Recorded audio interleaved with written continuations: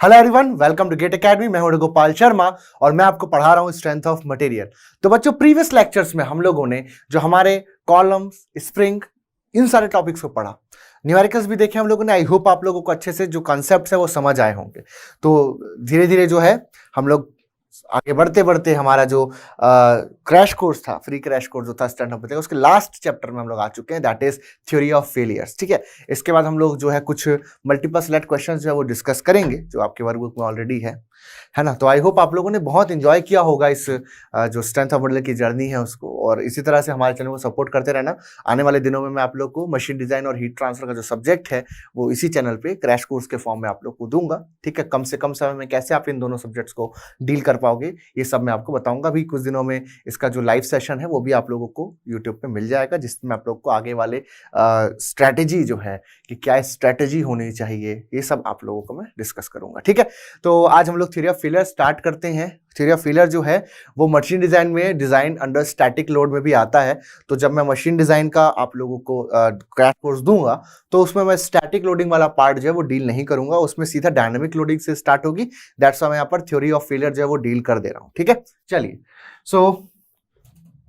आते हैं हम लोग थ्योरी ऑफ फेलियर क्या है, इसकी क्या नीड है। ठीक है, तो बेसिकली हम लोग बात कर रहे हैं डिजाइन अंडर स्टैटिक लोड की। Design design under static load. तो स्टैटिक लोड में हम लोग डिजाइन की बात कर रहे हैं। तो स्टैटिक लोड किसको कहते हैं? ऐसा लोड जो कि अपना मैग्नीट्यूड और डायरेक्शन चेंज नहीं करता है। हालांकि हम लोग लोड को ग्रेजुअल लगा रहे हैं, तो कई बार ऐसा मन में लग सकता है कि सर लोड का मैग्नीट्यूड तो वेरी कर रहा है। तो बट बेटा ऐसा नहीं है, ये कुछ ऐसा है कि जैसे आप ग्रेजुअल लोड की बात करते हो किसी भी कंपोनेंट में, है ना, जब भी स्टडी करते हैं हम लोग ग्रेजुअल लोड को, यहाँ पर लोड बना दिया, यहाँ में ऐसा टाइम बना दिया, तो पहले तो आप लोड को इंक्रीज करते जाओगे with respect to the time. Okay, इस तरह से लोड को आप इंक्रीज करते जाओगे। After reaching to the required value, जैसे कि आपको 100 किलोटन का लोड लगाना है, that is your required load. So after reaching to the required load आप लोग यहां पर अब लोड को फर्दर इंक्रीज नहीं करोगे, यानी कि जो लोड होगा that will be constant with respect to time. Okay, so initially हम लोग 0 से लेकर के पी तक गए, उसके बाद पी पे पहुंचे। पी पे पहुंचने के बाद मतलब जो भी लोड रिक्वायर्ड था हमने जब वो लगा दिया, उसके बाद लोड अब चेंज नहीं होगा, कभी भी चेंज नहीं होगा। ठीक है, अनलेस हम लोग अनलोडिंग की बात करें।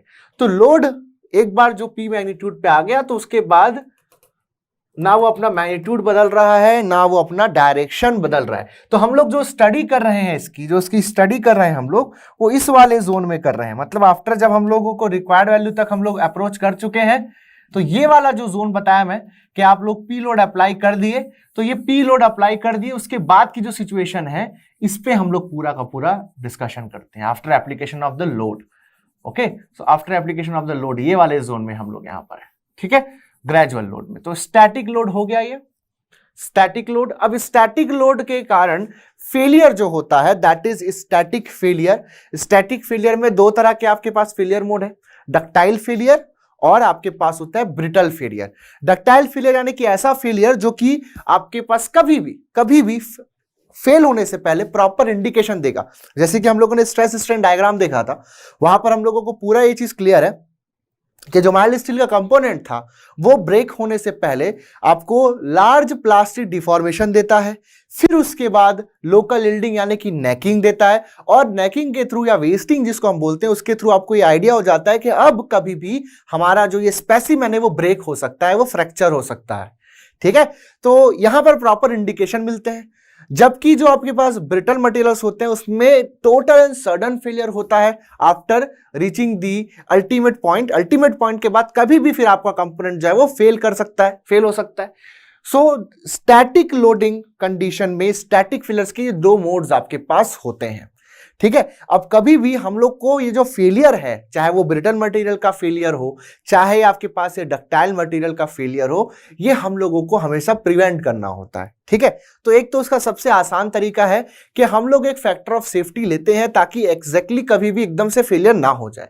लेकिन कई बार फेलियर फैक्टर ऑफ सेफ्टी लेने के बाद भी रप्चर एक्सेट्रा देखने को मिलता है, या लार्ज प्लास्टिक डिफॉर्मेशन देखने को मिलता है, या एक्सेसिव प्लास्टिक डिफॉर्मेशन भी देखने को मिलता है। ठीक है, सो हम लोग डिजाइन क्राइटेरिया हमेशा लेकर के चलते हैं, जो परमिसिबल या अलाउएबल स्ट्रेस जो होता है उसको हम अपना डिजाइन क्राइटेरिया लेकर के चलते हैं। हमको पता है कि किसी मटेरियल की जो टेंसाइल स्ट्रेंथ है वो SUT है, SUT जो है that is tensile strength, SUC जो है मैं बोल दिया उसकी कंप्रेसिव स्ट्रेंथ है, यानी कि इसका मतलब है कि इतने टेंसाइल स्टेट पे वो ब्रेक हो जाएगा। मुझे पता है कि इतने कंप्रेसिव स्ट्रेस के बाद वो ब्रेक हो जाएगा, लेकिन मैं इससे कम स्ट्रेस जो है कंपोनेंट में अलाउ करता हूं। This is the maximum stress which the component can carry, These two stresses are in tension and compression, but मैं इतना स्ट्रेस ना लगा करके इससे कुछ कम लगाता हूं, SUT by factor of safety लगाता हूं, तो मुझे इस तरह से सिग्मा परमिसिबल मिलता है। ठीक है, या फिर कंप्रेशन के लिए भी आप लिख सकते हो। तो परमिसिबल स्ट्रेसेस की बात करते हैं, और एकदम बेसिक सा आइडिया होता है हमारे पास कि कभी भी अगर मेरे पास जो भी स्ट्रेस है, अगर वो जो परमिसिबल स्ट्रेस है उससे कम होगा, तो मेरे पास ये कंपोनेंट जो है वो सेफ रहेगा। सो एकदम बेसिक सा आइडिया ये ना। इसी बेसिक से आइडिया को देखने का अलग अलग पर्सपेक्टिव है हमारे पास। टोटल 5 थ्योरी ऑफ फेलियर्स है। कितने? 5 थ्योरी ऑफ फेलियर्स है।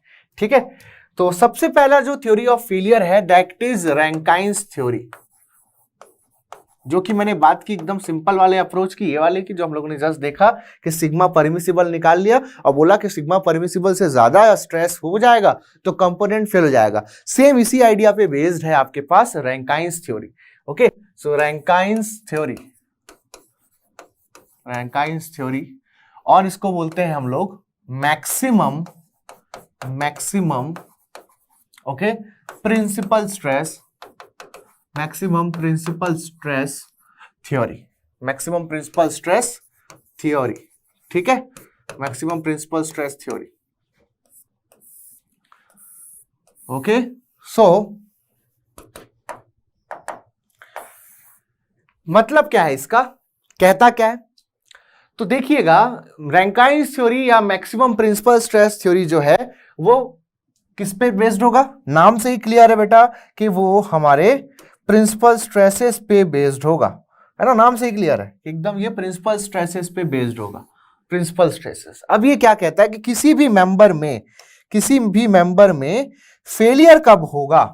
किसी भी मेंबर में फेलियर कब होगा? जब उसमें जो प्रिंसिपल स्ट्रेस है sigma 1, which is the maximum principal stress, जो मैक्सिमम प्रिंसिपल स्ट्रेस है, जब वो मटेरियल की स्ट्रेंथ से ज्यादा हो जाएगा तो यहां पर फेलियर होगा मटेरियल में। जो भी मटेरियल हो, चाहे डक्टाइल हो, चाहे वो आपके पास ब्रिटल हो, दोनों केसेस में जो भी आपके पास मैक्सिमम प्रिंसिपल स्ट्रेस आ रहा है, when maximum principal stress is greater than the strength, तो उस कंडीशन में क्या हो जाएगा? फेलियर हो जाएगा। नाउ यहां पर आप ऐसे भी देख सकते हो इसको कि अगर मैं 3 स्ट्रेसेस लिखता हूं, सिग्मा 1, सिग्मा 2, सिग्मा 3, ऐसा। नाउ लेट अस से कि ये जो है this is positive, okay, and ये जो है दिस इज नेगेटिव। तो हम लोगों ने स्टार्टिंग में प्रिंसिपल स्ट्रेस स्ट्रेन वाले चैप्टर में अलजेब्रिक और मैग्नीट्यूड वाइज वाला अप्रोच पढ़ा है। तो यहां पर अगर मैं इसकी बात करूं सिग्मा 3 की, तो सिग्मा 3 नेगेटिव दिख रहा है। इस नेगेटिव का क्या मतलब है? इस नेगेटिव का मतलब है कि ये कॉम्प्रेसिव है, ये कॉम्प्रेसिव है। और इस पॉजिटिव का क्या मतलब है? कि ऑब्वियस सी बात है ये टेंसाइल है। So if I am saying कि किसी भी कंपोनेंट में 3 प्रिंसिपल स्ट्रेस आ रहे हैं, sigma 1, sigma 2, sigma 3, so this is the tensile stress on that component, maximum tensile stress, this is the maximum tensile stress, और ये क्या है आपके पास उस कंपोनेंट में? मैक्सिमम कॉम्प्रेसिव स्ट्रेस है। ठीक है, नाउ अगर मुझे कंप्रेशन के लिए डिजाइन करना है मेंबर को, so I will be taking sigma 3। अगर मुझे टेंशन के लिए डिजाइन करना है, so I will be taking sigma 1।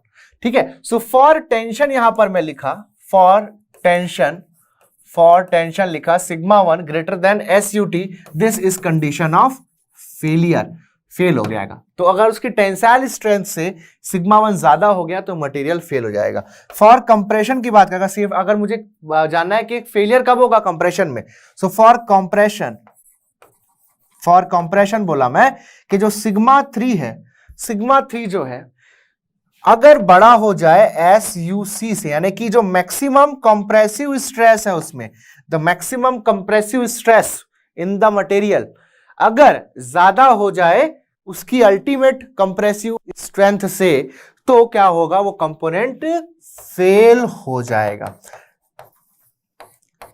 ठीक है, इसको अगर ये आपको सिग्मा 1 सिग्मा 2 सिग्मा 3 लॉजिक अगर आपके दिमाग में नहीं बैठता है तो आप ऐसे भी लिख सकते हो कि जो सिग्मा मैक्स है, मैक्सिमम स्ट्रेस इन टेंशन, और सिग्मा मैक्स जो मैक्सिमम दिख रहा है इन कंप्रेशन, अगर कंप्रेसिव लोड आ रहा है तो सिग्मा मैक्स कंप्रेशन ले लेंगे, टेंसाइल लोड आ रहा है तो टेंसाइल स्ट्रेसेस ले लेंगे, अगर बाइक्सियल ट्राइक्सियल लोडिंग दी है तो फिर हम लोग देखेंगे कि सबसे बड़ी कंप्रेसिव स्ट्रेस की वैल्यू क्या है, सबसे बड़ी टेंसाइल स्ट्रेस की वैल्यू क्या है, अगर बाइक्सियल या ट्राइक्सियल लोडिंग दिया है। यूनिएक्सियल में एकदम क्लियर है ना, यूनिएक्सियल में या तो आपके पास टेंसाइल लोड हो सकता है या तो आपके पास कंप्रेसिव लोड हो सकता है, दोनों एक साथ नहीं हो सकते ना, दोनों एक साथ नहीं हो सकते आपकी यूनिएक्सियल लोडिंग कंडीशन में, तो उसमें हम लोगों को परेशान नहीं होना पड़ेगा। लेकिन जब आपके पास बाईएक्सियल लोडिंग कंडीशन होगी तब आप लोगों को देखना होगा, तब आपको देखना ही होगा कि टेंसाइल स्ट्रेस आ रहा है या फिर और आपका जो कंप्रेसिव स्ट्रेस है वो कितना आ रहा है, दोनों जो स्ट्रेस है उसकी वैल्यू आप लोगों को इंडिविजुअली निकाल के देखनी होगी। ठीक है, तो एकदम सिंपल सी थ्योरी है जो कह रही है कि जो मैक्सिमम प्रिंसिपल स्ट्रेस आ रहा है that should be less than the strength of the material. अब अगर टेंशन की बात है तो मैक्सिमम प्रिंसिपल स्ट्रेस, जो पॉजिटिव टेंसाइल स्ट्रेस है, जो पॉसिबल आपके पास पॉजिटिव स्ट्रेस है, उसको हम लोग ultimate strength in tension SUT से हम लोग कंपेयर करके देखेंगे। अगर हम लोग कंप्रेशन की बात कर रहे हैं तो उस केस में जो उसकी मैक्सिमम कंप्रेसिव स्ट्रेस जो आ रहा है, ठीक है, that is your negative value of principal stress sigma 3, ये आपके पास कंप्रेशन है, उसको चेक करके देखेंगे हम लोग SUC से। तो दिस इज फॉर फेलियर। तो फॉर सेफ्टी क्या होना चाहिए, फॉर सेफ्टी बोलूं मैं अगर, so for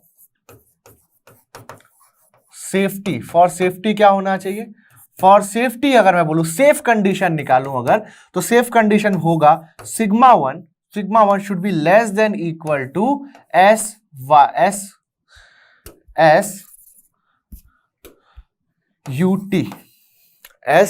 SUT, okay, and sigma 3 should be less than equal to SUC, okay, SUC ये आपके पास हो गया, okay, SUC। Now the problem is के जो हमारे पास डक्टाइल मटेरियल होता है, ठीक है, डक्टाइल मटेरियल जो होता है वो तो टेंसाइल यानी कि SUT अल्टीमेट पॉइंट आने से पहले ही फेल हो जाता है due to excessive plastic deformation. तो जो SUT वाला जो टर्म मैं बोला, this will not be useful for that, SUT तक जा नहीं पाएगा, उसके पहले ही फेल हो गया वो due to excessive plastic deformation. जो आपका डक्टाइल मटेरियल बेटा वो तो पहले ही फेल कर गया, यील्डिंग हो गई उसमें, वो फेल हो गया, परमानेंटली डिफॉर्म हो गया। तो यहां पर क्या करना होगा, ये जो चीज मैंने लिखी है this holds good for brittle material, okay, for brittle material, okay, for brittle material. और जब मैं डक्टाइल की बात करूंगा, फॉर डक्टाइल मटेरियल सिग्मा 1 लिखूंगा मैं, should be less than equal to SYT, that is the yield strength in tension. वहां yielding point की बात होगी ना, यील्ड पॉइंट के बेसिस पे देखेंगे, तो डक्टाइल मटेरियल के लिए यील्ड पॉइंट को देखा जाएगा SYT, एंड देन सिग्मा 3 जो कंप्रेसिव स्ट्रेस है, ये टेंसाइल की बात हो गई, सिग्मा 1 टेंसाइल है, सिग्मा 3 कंप्रेसिव, तो compressive stress sigma 3 should be less than equal to SYC, okay, SYC। तो ये आप लोगों के लिए इंपॉर्टेंट चीज है ना। तो कभी भी याद रखना कि हम लोग SUT या SUC की बात करेंगे for brittle material, okay, and SYT और SYC की बात करेंगे फॉर डक्टाइल मटेरियल। और ये जो थ्योरी है, रैंकाइन थ्योरी जो है हमारे पास, ये जो है ब्रिटल मटेरियल के लिए ज्यादा यूजफुल है as compare to the ductile materials, ठीक है, as compare to ductile materials ये जो थ्योरी है ये यूजफुल है, ओके, यूजफुल है आपके पास ये for the brittle material, okay, useful for brittle material for brittle material. ठीक है, तो ब्रिटल मटेरियल के लिए बहुत यूजफुल ये थ्योरी है आप लोगों की। नाउ अब ये जो थ्योरी है रैंकाइन थ्योरी और बाकी की जो थ्योरी है, सभी थ्योरी में एक कॉमन पॉइंट है। वो कॉमन पॉइंट ये है कि इनका एक एजम्पशन है कि जो मटेरियल है उसका strength in tension and strength in compression जो है वो सेम है। तो यानी कि अगर मैं ब्रिटल मटेरियल की बात करूं, ब्रिटल मटेरियल की अगर मैं बात करूं तो यहां पर एजम्पशन है, एजम्पशन ये है, एजम्पशन आपके पास ये है कि जो SUT है that is equal to SUC, जो SUT है that is equal to SUC for the brittle material. Same आपके पास जो डक्टाइल मटेरियल है, डक्टाइल मटेरियल जो है बेटा, डक्टाइल मटेरियल के लिए भी एक चीज यहां पर कहा जाएगा, ये जो एजम्पशन है,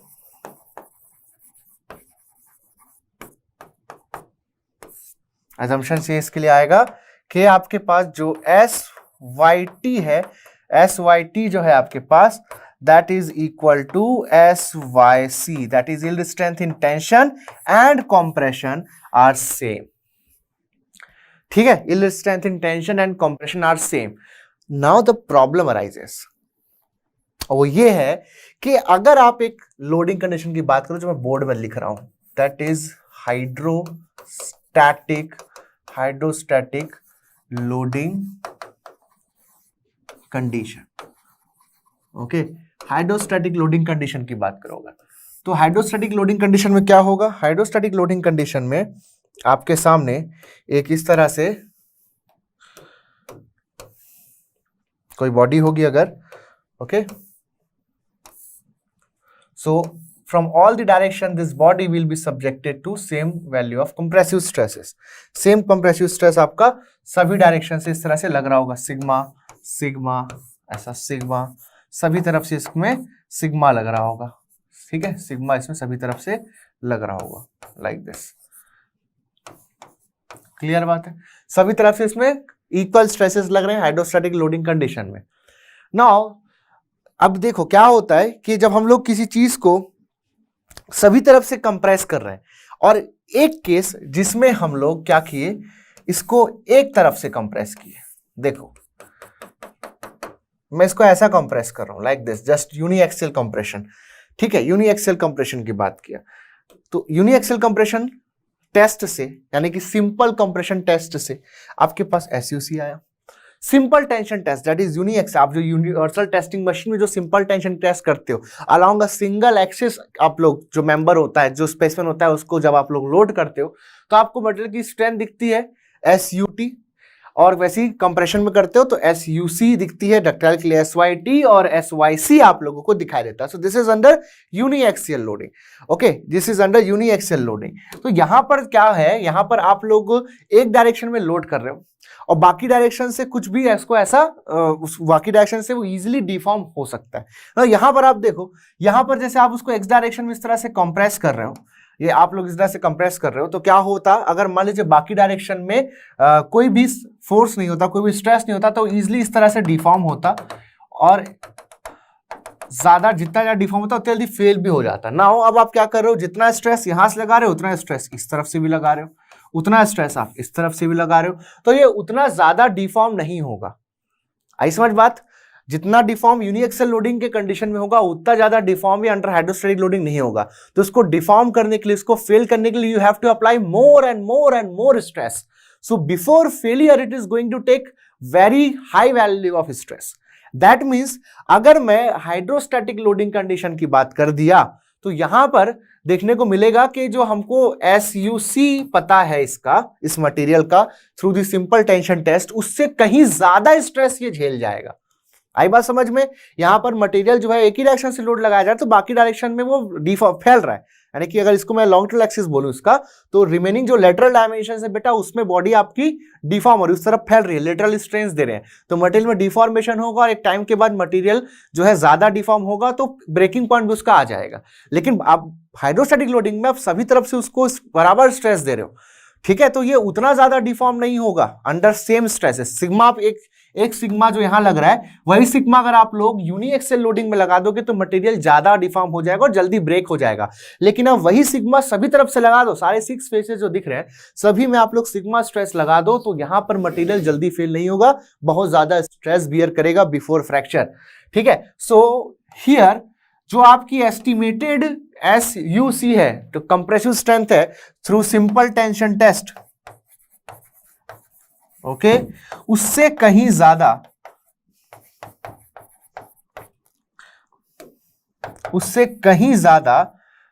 सॉरी सिंपल कंप्रेशन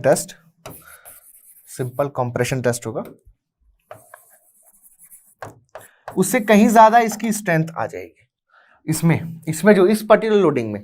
तो इसमें हो गया कि जब हाइड्रोस्टैटिक लोडिंग की बात किए तो जो टेंसाइल स्ट्रेंथ है जो कि इनिशियली हम मानते हैं कि कंप्रेसिव स्ट्रेंथ के बराबर होगी, बट जब हम लोग हाइड्रोस्टैटिकली इसको कंप्रेस किए तो ये दोनों अनइक्वल आ गए, कंप्रेशन में बहुत ज्यादा ये झेल गया, कंप्रेशन में ये बहुत ज्यादा लोड झेल जाएगा। So that is why the Rankine's theory is not valid for hydrostatic loading.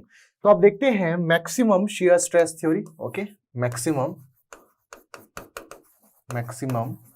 Shear stress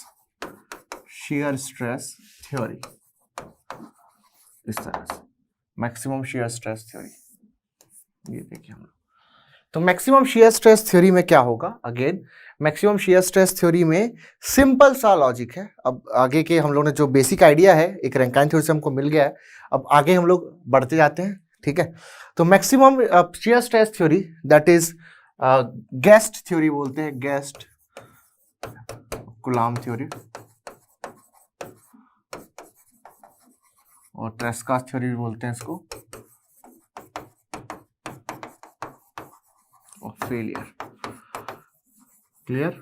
देखो तो इसमें क्या है, इस थ्योरी ऑफ फेलियर में क्या है समझना इसको।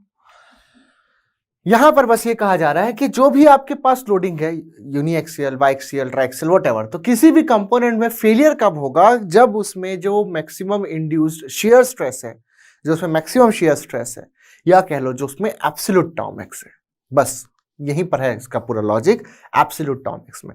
तो जो उसमें मैक्सिमम या ग्रेटेस्ट शियर स्ट्रेस या एब्सोल्यूट टाउ मैक्स जो है, अगर वो सिंपल टेंशन टेस्ट में आए हुए शियर स्ट्रेस से ज्यादा हो जाता है तो उस कंडीशन में आपका वो जो कंपोनेंट है वो due to the shear fail हो जाएगा। ठीक है, so according to this theory जो आपके पास टाउ मैक्स है,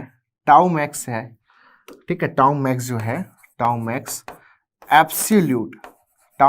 एब्सोल्यूट जो आपके पास है, ये वैल्यू कभी भी अगर आपके SYS, okay, SYS that is the shear strength, this is the shear strength, या इसको यील्ड शियर स्ट्रेंथ बोलते हैं, यील्ड शियर स्ट्रेंथ बोलते हैं ऑफ मटेरियल, से अगर ज्यादा हो जा रही है तो वहां पर क्या होगा, वहां पर हो जाएगा आपके पास फेलियर।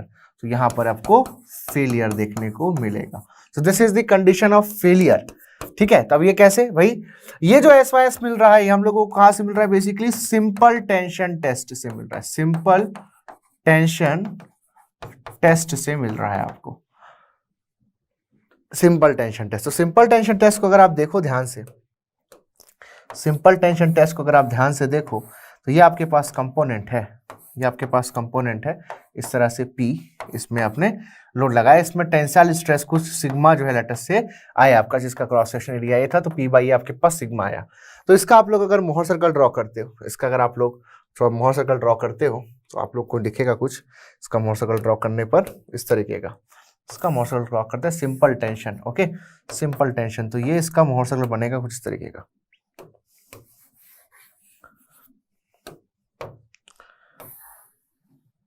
सिंपल टेंशन में लाइक दिस,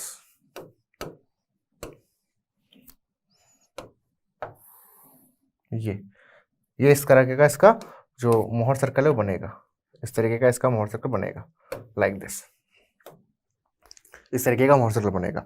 सो यहां पर आपने जो इसमें लोड लगाया है एक्सेल डायरेक्शन में, this will cause an axial stress, this will cause an axial stress. तो आप इसमें अधिक से अधिक कितना एक्सेल स्ट्रेस लगा सकते हो भाई? अधिक से अधिक इसमें एक्सेल स्ट्रेस कितना लगा सकते हो?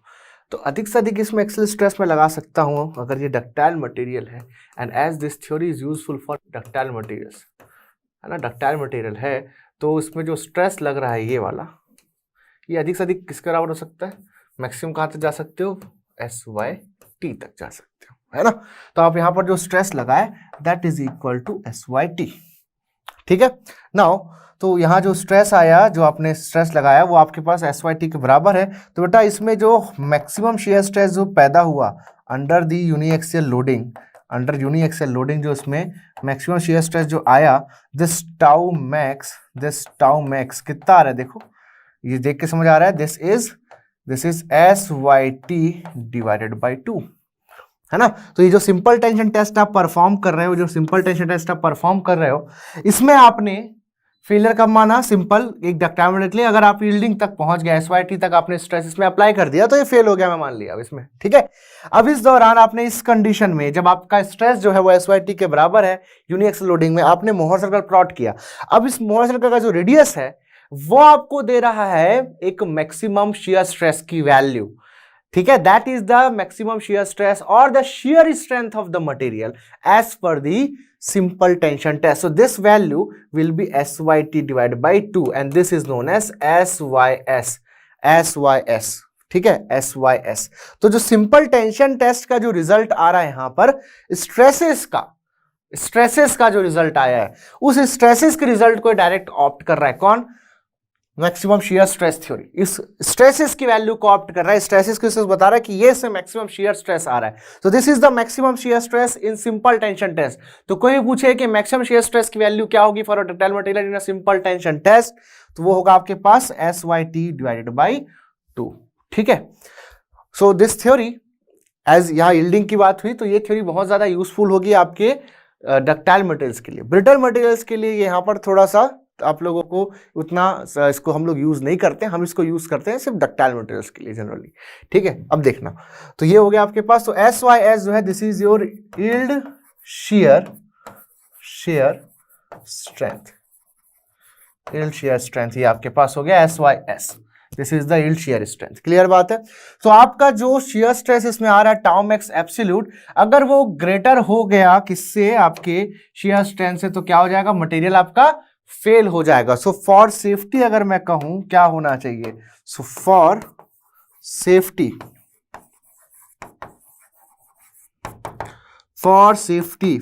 क्या होना चाहिए? जो आपके पास एब्सोल्यूट मैक्सिमम शेयर स्ट्रेस है that should be less than और equal to what? That should be less than और इक्वल टू दी SYS से लेस देन या फिर इक्वल टू होना चाहिए फॉर सेफ्टी। नाउ अगर आप चाहो तो ये थ्योरी हो चाहे आपकी पिछली थ्योरी हो, दोनों थ्योरीज में अगर आप लोग और सेफ्टी मेजर्स लेना चाहो तो आप फैक्टर ऑफ सेफ्टी कंसिडर कर सकते हो, तो जैसे कि सिग्मा 1 जो हो जाएगा that should be less than और equal to sigma permissible. Same वैसी इंटेंशन है ना, सेम वैसी सिग्मा 3 जो होगा that should be less than equal to sigma permissible in compression, ऐसा। तो इसी तर्ज पे आप यहां पर भी बात कर सकते हो। अगर आपने इस थ्योरी की बात करी तो अगर आपने फैक्टर ऑफ सेफ्टी ले लिया, कुछ सर्टेन फैक्टर ऑफ सेफ्टी ले लिया, तो जो टाउ मैक्स एब्सोल्यूट होगा बेटा, tau max absolute that should be less than equal to sigma tau permissible, sigma नहीं टाउ परमिसिबल, ठीक है। ये हो जाएगा आप लोगों के पास इस पर्टिकुलर थ्योरी से, ठीक है। सो इस थ्योरी का जो एक मतलब एक जो इसने लिया है जो वैल्यू वो बहुत इंपॉर्टेंट है, विच इज दिस।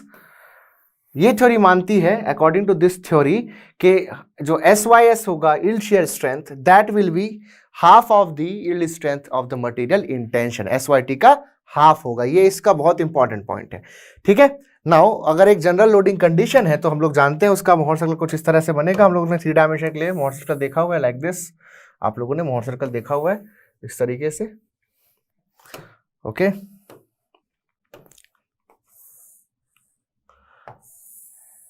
ये ठीक है।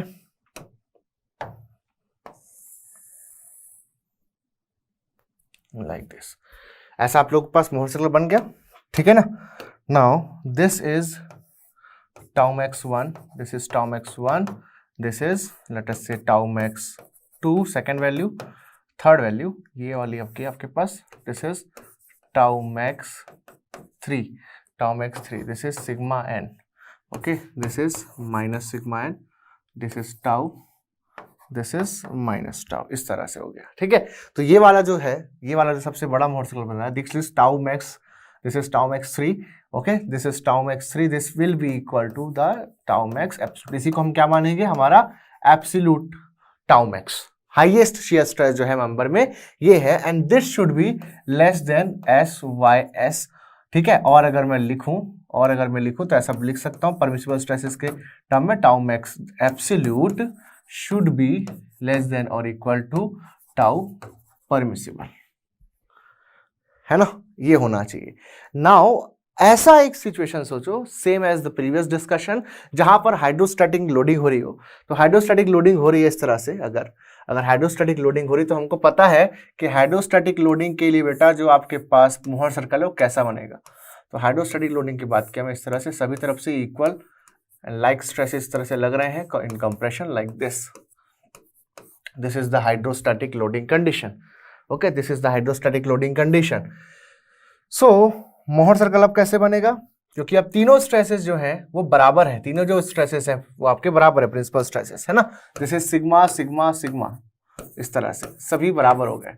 सो इस तरफ आप लोग का मोहर सर्कल बन जाएगा, this is minus sigma n, this is sigma n, this is tau, this is minus tau. तो मोहर सर्कल क्या बन जाएगा, इस तरह से पॉइंट बन जाएगा, ठीक है। मोहर सर्कल इस तरह से पॉइंट बन जाएगा under hydrostatic loading condition, under hydrostatic loading condition, और you can say equal and like stresses in 3D, और आप कह सकते हो, क्या बोल सकते हो, equal and like stresses in 3D, equal and like stresses in 3D आप लोगों का ये हो जाएगा, है ना। तो यहां पर आप लोगों का मोहर सर्कल एग्जैक्टली पॉइंट बन गया। अब क्योंकि मोहर सर्कल पॉइंट बन चुका है, तो जो टाउ मैक्स एब्सोल्यूट है, या सारे प्लेन आप देख लो, सारे प्लेन देख लो ना, सारे प्लेन पे जो टाउ है वो क्या है, 0 है यहाँ पर। सो यहाँ पर जो नंबर ऑफ प्रिंसिपल प्लेन है, नंबर ऑफ प्रिंसिपल प्लेन कितने हैं भाई, यहाँ पर इनफाइनाइट प्रिंसिपल प्लेन्स है, ठीक है, इनफाइनाइट प्रिंसिपल प्लेन है, हर एक प्लेन प्रिंसिपल प्लेन है, क्योंकि बॉडी में सभी जगह क्या 0 है, टाउ 0 है। सो इस हाइड्रोस्टैटिक कंडीशन, लोडिंग कंडीशन में, चाहे जैसे मटेरियल डक्टाइल मटेरियल मान लो, टाउ 0 है हर जगह। तो अब ये मटेरियल में शियर स्ट्रेस अगर है ही नहीं, हमेशा 0 है, so as per this theory it is never going to fail, ये कभी फेल ही नहीं होगा अकॉर्डिंग टू दिस, जो कि इम्पॉसिबल है, कभी ना कभी तो फेल होता होगा ना। तो ये जो थ्योरी है that is maximum shear stress theory, इसको हम लोग शॉर्ट में MSST भी बोलेंगे, MSST भी बोलेंगे। तो ये जो थ्योरी है इसका एक वीक पॉइंट है यहाँ पर, कि अगर जब मैं प्योर यहाँ पर हाइड्रोस्टैटिक लोडिंग की बात कर रहा हूँ, दैट इज 3 डायमेंशन लोग equal and like stresses in 3D की बात कर रहे हैं, तो Mohr circle has been reduced to point, so tau is 0 everywhere, shear stress is 0 everywhere. तो मटेरियल में शियर स्ट्रेस तो है ही नहीं, और फेलियर क्राइटेरिया तो शियर स्ट्रेस पे ही बेस्ड है। तो जब शियर स्ट्रेस 0 है तो भाई कुछ भी कर लो फेल नहीं होगा कभी। So as per this theory, in this condition the material is never going to fail, which is impossible. So ये यहाँ पर हाइड्रोस्टैटिक लोडिंग कंडीशन में ये आप लोगों को गलत रिजल्ट दे रहा है, आप लोगों को यहाँ पर एप्लीकेबल नहीं। So this theory is not valid for the hydrostatic loading condition. Clear बात है। तो यहां पर आप लोगों को कभी भी अगर maximum shear stress theory use करना है, so what is the condition, the tau max absolute, ठीक है, tau max absolute should be less than equal to SYS, which is equal to SYT, ये जो होता है विच इज इक्वल टू SYT/2, ऐसा होता है। टाउ मैक्स एब्सोल्यूट कैसे निकलेगा, सिग्मा 1 माइनस सिग्मा 3/2, और मैंने सिखाया है आप लोगों को कि सिग्मा 1 और सिग्मा 3 आप लोग कैसे लेते हैं, ये कैसा होता है, सिग्मा 1 और सिग्मा 3 का सिलेक्शन कैसा होता है, अलजेब्रिक होगा, अलजेब्रिकली, है ना, अलजेब्रिकली इसको सेलेक्ट करेंगे, largest positive and the negative, ठीक है। तो पॉजिटिव और नेगेटिव हम लोग देखेंगे। तो सबसे बड़ी value, greatest value, that will be the largest positive value and the lowest negative value. ठीक है, ये हो गया आपके पास सिग्मा 1 और सिग्मा 3 क्राइटेरिया। अलजेब्रिकली सिलेक्ट करते हैं, यहाँ डायरेक्टली पुट कर देंगे तो शॉर्ट में आप लोग का टाउ मैक्स निकल जाएगा किसी भी लोडिंग कंडीशन में। ठीक है, नेक्स्ट देखते हैं अब डिस्टॉर्शन एनर्जी थ्योरी। तो अब देखते हैं maximum distortion energy theory. Okay, maximum distortion energy theory. तो बेटा इसके लिए जो हम लोगों ने डिस्टॉर्शन एनर्जी देखा है पहले भी, distortion energy per unit volume, ठीक है, हम लोगों ने स्ट्रेन एनर्जी वाले चैप्टर में पढ़ा हुआ है। मैंने आपको बताया था वहां पर कि थ्योरी ऑफ फेलियर के चैप्टर में ये सारी चीजें आपकी यूज होंगी। टोटल स्ट्रेन एनर्जी यूज होगी, total maximum total strain energy theory में, और आपके पास जो डिस्टॉर्शन एनर्जी का फॉर्मूला है वो डिस्टॉर्शन एनर्जी थ्योरी में, यानी मैक्सिमम डिस्टॉर्शन एनर्जी थ्योरी में यूज होगा, बोला था मैं। ठीक है, तो आई होप आप लोगों ने वहां पर माइंड किया होगा थोड़ा मेरी बातों को। तो मैक्सिमम डिस्टॉर्शन एनर्जी थ्योरी की बात करते हैं। ठीक है, मैक्सिमम डिस्टॉर्शन एनर्जी थ्योरी। सो मैक्सिमम डिस्टॉर्शन एनर्जी थ्योरी में ये हम लोग जानते हैं कि जो डिस्टॉर्शन एनर्जी होता है per unit volume for any triaxial situation, that is given as 1/12g, okay, multiplied by sigma 1 minus sigma 2 whole square, okay, plus sigma 2 minus sigma 3 whole square plus sigma 3 minus sigma 1 whole square. ये होता है आपके पास। ठीक है, so this is the strain energy of distortion per unit volume, ये आप लोगों के पास होता है। ठीक है, अब ये थ्योरी क्या कहती है? ये थ्योरी कहती है कि अगर आपके किसी कंपोनेंट में, किसी मटेरियल में, अगर जो strain energy per unit volume है, अगर वो strain energy per unit volume exceed कर जाए strain energy per unit volume in simple tension test, तो वो कंपोनेंट फेल हो जाएगा। ठीक है, तो ये तो स्ट्रेन एनर्जी हो गई आपके पास ट्राइक्सियल लोडिंग सिचुएशन के लिए। Now we have to know कि भाई आपके पास अगर सिंपल लोडिंग हो, सिंपल टेंशन टेस्ट की बात हो, तो उस समय कितना होगा? ठीक है, कितना होगा यहाँ पर? तो यहाँ पर सिग्मा आपके पास स्ट्रेस आता है सपोज किसी भी पर्टिकुलर लोड पे। नाउ अगर मैं डक्टाइल मटेरियल की बात करूं जैसे कि, तो यहाँ पर मैं ये बोलूंगा कि ये सिग्मा अधिक से अधिक कहां तक जा सकता है? S/T तक जा सकता है इन टेंशन। ठीक है, तो उस कंडीशन में देखिएगा यहाँ पर sigma 1 is equal to sigma that is your SYT, that is your SYT। Clear है? बाकी जो सिग्मा 2 एंड सिग्मा 3 हो जा रहे हैं यहाँ पर, दे आर इक्वल टू 0। तो इस वैल्यू को जो फॉर्मूला है आपके पास, ठीक है, उसमें पुट कर दो, तो आपको सिंपल टेंशन टेस्ट में कितनी डिस्टॉर्शन एनर्जी है वो मिल जाएगी। So distortion energy per unit volume in simple tension test,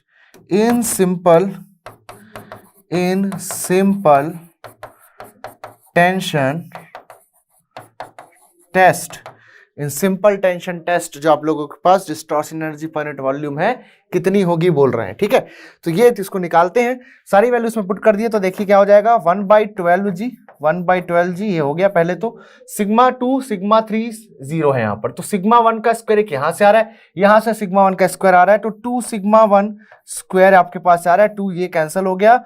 ठीक है, ये हो जाएगा आप लोगों के पास सिग्मा 1 स्क्वायर बाई 6g, ये आ गया आपके पास फॉर सिंपल टेंशन इतना strain energy of distortion per unit volume आपके पास रहने वाला है। ठीक है, नाउ मैंने क्या बोला कि जब हम लोग बात करेंगे सिंपल टेंशन टेस्ट में, तो अधिक से अधिक कितना स्ट्रेस तक जा सकते हो आप लोग? SYT तक जा सकते हो।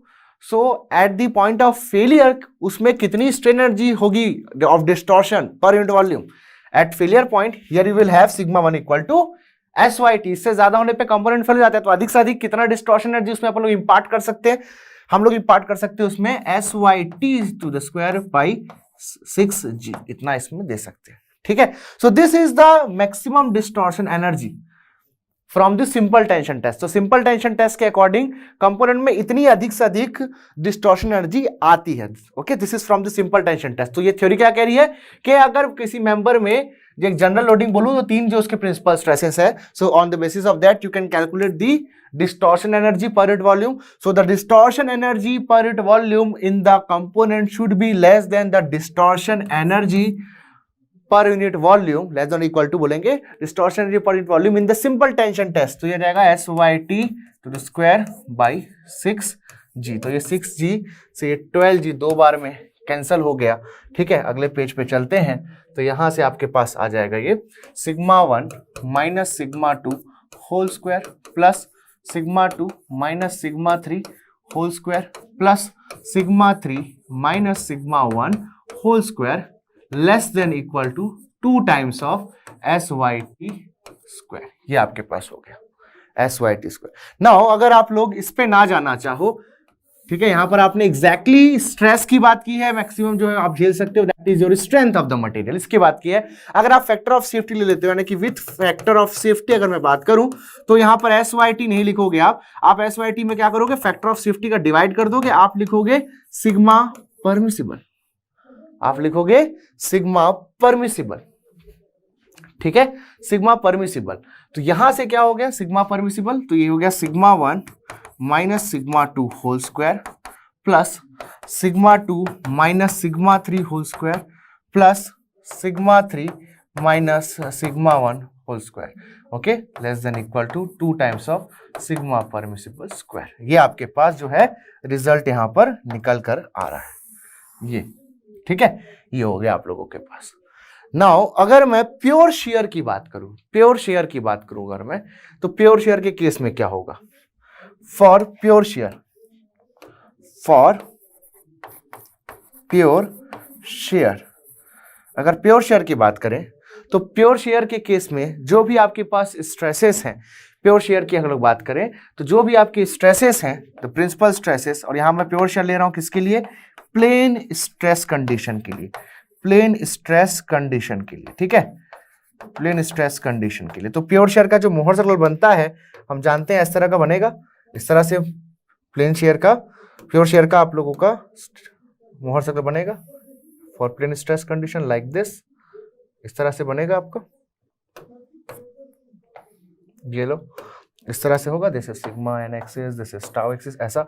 तो जो मैक्सिमम प्रिंसिपल स्ट्रेस है sigma 1 that will be equal to tau, जो मिनिमम प्रिंसिपल स्ट्रेस है यहाँ पर sigma 3 that will also be equal to tau minus tau, इस तरह से हो जाएगा, है ना, ये हो जाएगा आपके पास। और सिग्मा 2 जो है यहाँ पर, सिग्मा 2 जो है यहाँ पर क्या हो गया, 0 हो गया, यहाँ पर सिग्मा 2 क्या हो गया, सिग्मा 2 इधर 0 हो गया, क्योंकि प्लेन स्ट्रेस कंडीशन में मैंने यहाँ पर ले ली। ऐसा इसको आप दूसरे तरीके से भी कर सकते हो, कोई प्रॉब्लम नहीं है। अगर आप इसमें ना जो मिनिमम मैक्सिमम, यानी कि मैं भी देख रहा हूं यहाँ पर सिग्मा 1 जो मैंने लिखा है एब्सोल्यूट मैक्सिमम लिखा है, टाउ 1 सिग्मा 1 जो लिया है एब्सोल्यूट मैक्सिमम पॉजिटिव वैल्यू है, सिग्मा 3 एब्सोल्यूट मिनिमम क्योंकि निगेटिव वैल्यू है, वैसे भी लिया है मैंने। ठीक है, अगर आप चाहो तो ऐसा भी लिख सकते हो इसको, सिग्मा 1 सिग्मा 2 सिग्मा 3 जैसे लिखते हो तो इसको सिग्मा 1 सिग्मा 2 और सिग्मा 3 0 ऐसा भी करके बना सकते हो, मैग्नीट्यूड वाइज आप लोग सॉल्व कर सकते हो, कोई प्रॉब्लम नहीं, दोनों में से आप लोग को सेटिस्फैक्टरी रिजल्ट मिलेंगे।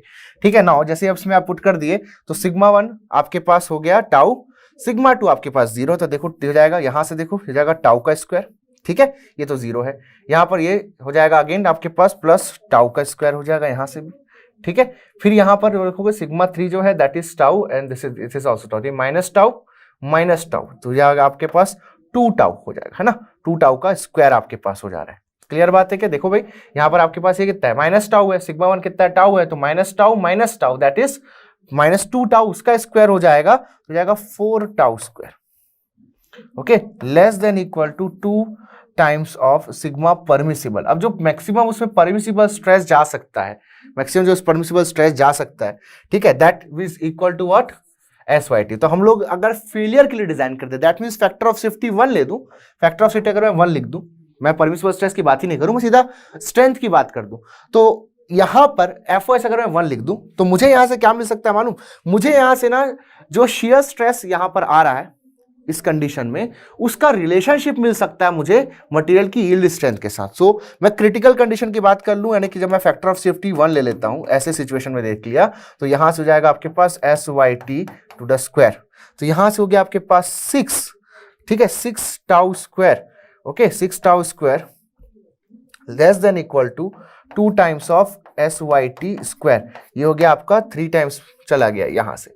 अब देखिए यहां से आ जाएगा tau less than equal to, है ना। अब आप क्या करो, इस इनइक्वालिटी को हटा दो, इस इनइक्वालिटी को हटा दो, क्रिटिकल केस के लिए बात करो अब सीधा, ठीक है। तो ये हो जाएगा आपके पास, ये हो जाएगा आपके पास SYT, okay, SYT square by 3 इसका रूट ओवर, तो यहां से आपके पास आ जाएगा SYT बाई √3, SYT बाई √3, ये आपके पास आ रहा है, ठीक है, जो कि आपके पास ऑलमोस्ट होगा 0.577 टाइम्स ऑफ SYT।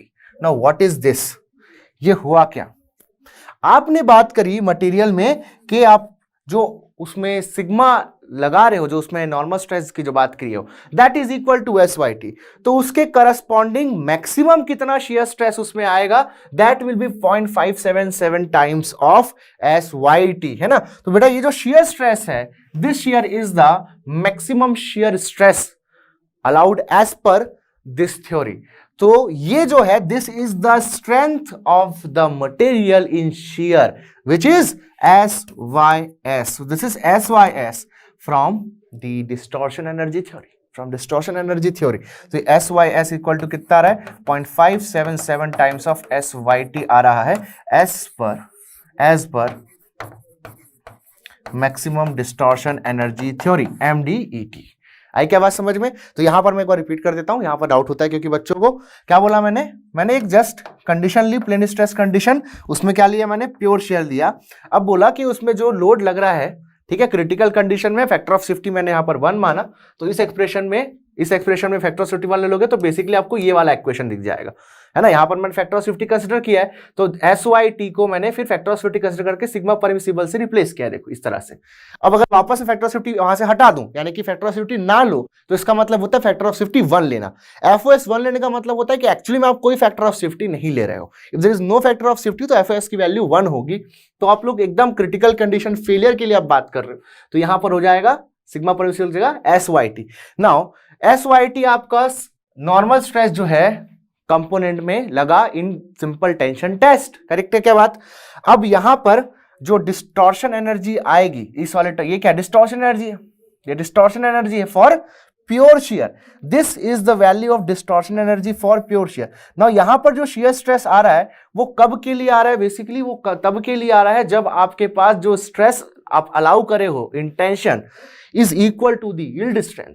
तो उस कंडीशन में जो शियर होगा, क्योंकि इससे ज्यादा अगर आप लोग टेंशन में स्ट्रेस लगाते हो तो मटेरियल तो due to excessive plastic deformation fail हो जाएगा।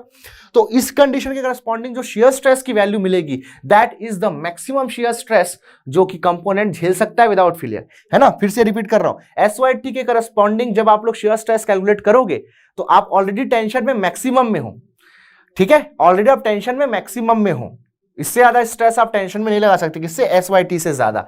अब इसके करस्पॉन्डिंग जो मेंबर में आपको शेयर स्ट्रेस मिल रहा है, that is the maximum value of shear stress. उससे ज्यादा शेयर स्ट्रेस होगा तो इसका मतलब डेफिनेटली यही होगा कि SYT भी इंक्रीज, SYT से ज्यादा स्ट्रेस आप लगा रहे हो।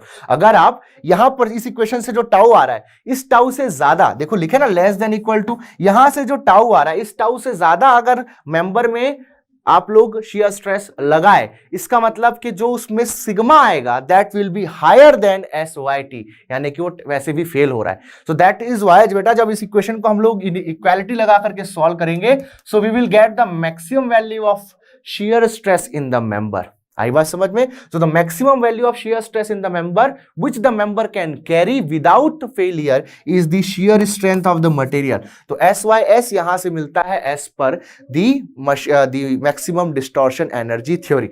मैक्सिमम डिस्टॉर्शन एनर्जी थ्योरी को आप लोग वॉन मिसेस, ओके, थ्योरी के नाम से भी जानते हो, वॉन मिसेस थ्योरी, और हैंकी थ्योरी के नाम से भी जानते हैं, ठीक है। और ये जो तीन थ्योरीज हैं जो मैंने अभी आपको बताई, Rankine theory, maximum shear stress theory और मैक्सिमम डिस्टॉर्शन एनर्जी थ्योरी, ये जो तीन थ्योरी है लाइन से, ये तीनों बहुत ज्यादा इंपॉर्टेंट है। बाकी की दो थ्योरी भी है, ठीक है, लेकिन उसका उतना ज्यादा यूज नहीं होगा। मेजॉरिटी ऑफ क्वेश्चन जो हम सॉल्व करते हैं, लाइक जैसे मशीन डिजाइन में बात करें तो रिवेटेड जॉइंट्स, बोल्टेड जॉइंट्स वगैरह का जो क्वेश्चन सॉल्व करेंगे हम लोग, वेल्डेड जॉइंट का जो क्वेश्चन सॉल्व करेंगे, जब जहां भी शेयर में फेलियर की बात आएगी वहां पर हम लोग मैक्सिमम शेयर स्ट्रेस थ्योरी या फिर मैक्सिमम डिस्टॉर्शन एनर्जी थ्योरी हम लोग देंगे। नाउ बात करते थोड़ा सा कंपैरिजन कर लेते हैं कि मैक्सिमम डिस्टॉर्शन एनर्जी थ्योरी है और जो मैक्सिमम शेयर स्ट्रेस थ्योरी है वो दोनों कब यूज होती है। तो दोनों जो है वो डक्टाइल मेटल के केस लिए यूज करेंगे। जब ब्रिटल मेटल की बात आएगी तो हम लोग रैंकाइन यूज करेंगे, ठीक है। तो Rankine theory is useful for the brittle material. तो रैंकाइन थ्योरी ये किसके लिए यूजफुल है? ये यूजफुल है बेटा ब्रिटल मटेरियल के लिए, ब्रिटल मटेरियल, ठीक है। और जो आपके पास गेस्ट एंड ट्रेस्कास थ्योरी है, ओके, ये आपकी है MSST maximum shear stress theory and this is for ductile material, ठीक है, this is for ductile material. Then जो वॉन मिसेस है, okay, and Hencky theory, that is maximum distortion energy theory, this is also for ductile material. इसको ductile material के लिए आपको use करना है। अब इन दोनों थ्योरी में कंपटीशन की बात करते हैं, दोनों में बेटर कौन है? तो जो मैक्सिमम डिस्टॉर्शन की थ्योरी है वो डक्टाइल मटेरियल के बिहेवियर को ज्यादा एक्यूरेटली यहां पर सजेस्ट करती है, ठीक है। जो उसके एक्यूरेट वैल्यूज हैं वो आपके पास कौन है? ये वॉन मिसेस यानी कि मैक्सिमम डिस्टॉर्शन की थ्योरी। तो जो एक्चुअल वैल्यूज हैं वो यहां पर है, ठीक है। बट इजी टू यूज जो है वो मैक्सिमम शेयर स्ट्रेस थ्योरी है, इजी है यूज करने के लिए। तो मैक्सिमम शेयर स्ट्रेस थ्योरी हम लोग जल्दी ज्यादातर यूज करते हैं। और जहां एक्यूरेसी की बात होगी तो मोर एक्यूरेट कौन होगा? मोर एक्यूरेट आपके पास होगा वॉन मिसेस, ठीक है। एक्यूरेट रिजल्ट्स कौन देता है? वॉन मिसेस देता है फॉर डक्टाइल मटेरियल। एंड आप लोगों का MSST जो है, MSST that is maximum shear stress theory, gas theory जो है वो आप लोगों को डक्टाइल मटेरियल के लिए एक कंजर्वेटिव रिजल्ट देता है, ठीक है। आपको आसान रहता है इसको यूज करना, ठीक है। अब एक और इस पॉइंट पे एक आपको मैं इंपॉर्टेंट पॉइंट बताता हूं कि कैसे याद रख सकते हो बाय नेम।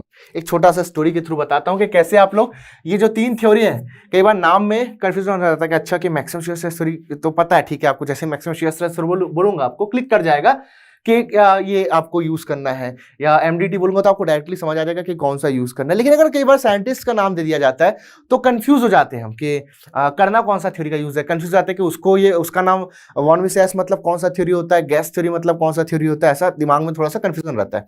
तो ऐसा याद रखना, देखो जो हेड ऑफ द फैमिली है, एक फैमिली है, हेड ऑफ द फैमिली जो है, हेड ऑफ द फैमिली का नाम है Rankine, okay, head of the family का नाम है रैंकाइन। इसको आप एक स्कूल की तरह भी देख सकते हो। तो स्कूल का जो प्रिंसिपल है that is Rankine. So Rankine is the principal of the school, ठीक है, Rankine is the principal of the school. Tresca and Coulomb's are the guest, okay, Tresca and Coulomb are the guest. और guest जब भी घर में आते हैं, कहीं आते हैं, तो हम क्या करते हैं? उनके साथ शेयर करते हैं चीजें।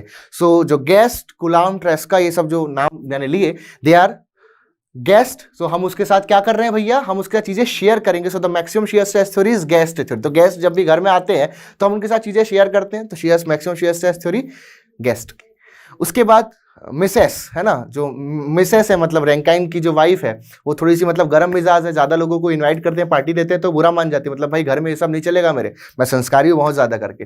तो ना फिर जितनी पार्टी इन लोग की चल रही होती है गेस्ट लोगों के साथ, उसको डिस्टॉर्ट कर देती है, पूरी बर्बाद कर देती है। तो जो von Mises and Hencky theory है that is the maximum distortion energy theory. तो इस तरह से आप लोग इस ट्रिक से ऐसा याद रख सकते हो। मेरी आदत है जब मैं प्रिपरेशन करता था तो मुझे जनरल स्टडीज वगैरह पढ़नी होती थी, मुझे बहुत सी चीजें पढ़नी होती थी, तो मैं बहुत इस तरह से छोटी छोटी स्टोरीज या ट्रिक्स बना करके याद रखता था। इससे रिकॉल जो करने में आसानी होती है वो आप लोग को बहुत एडवांटेज देती है एग्जाम के टाइम में। कुछ भी ऐसा कुछ ट्रिक बनाकर आप चीजों को याद रखते हो, कंसेप्ट्स को याद रखते हो, अगर आप जनरल स्टडीज एक्सेट्रा पढ़ रहे हो, अगर आप इंजीनियरिंग सर्विसेज की तैयारी कर रहे हो, तो उस कंडीशन में कुछ ट्रिक्स बना करके चीजों को याद रखना, स्टोरी के फॉर्म में याद रखना, इमेज के फॉर्म में, मैप्स के हेल्प से याद रखना बहुत ज्यादा आप लोग को एडवांटेज देता है, ठीक है। तो ये तीन थ्योरी आप लोगों के लिए यूजफुल है। इसके बाद आप लोगों के पास दो थ्योरी और है, that is the maximum total strain energy theory and maximum principal strain theory. चलिए उसको भी देखते हैं।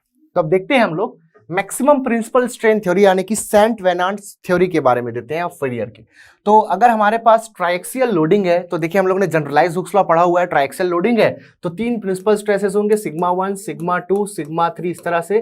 तो जो मैक्सिमम प्रिंसिपल स्ट्रेन आएगा वो कितना होगा फ्रॉम जनरलाइज हुक्स लॉ हम जानते हैं। क्या जानते हैं? अगर मटेरियल का बेटा पॉइजन्स रेशियो आपके पास म्यू और यंग्स मॉडुलस ई है, so the maximum principal strain, maximum principal strain जो होगा that will be epsilon 1 will be equal to what? This will be equal to sigma 1 by E minus mu into sigma 2 by E minus mu into sigma 3 by E। इस तरह से होगा आपके पास, ठीक है। This is the maximum principal strain. Now ये theory क्या कहती है? थ्योरी ये कहती है कि आपके पास जो भी कंपोनेंट है वो तब फेल हो जाता है अगर उसमें जो मैक्सिमम प्रिंसिपल स्ट्रेन की वैल्यू है वो एक्सीड कर जाती है maximum principal strain in simple tension test.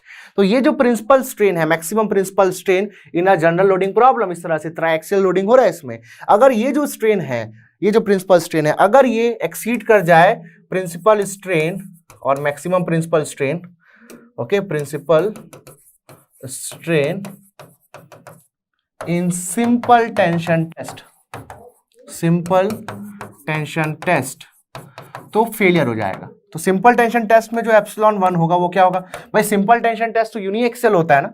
Simple tension test कैसा होता है? यूनिएक्सियल होता है, एक ही तरफ स्ट्रेस आ रहा होगा इस तरह से सिग्मा।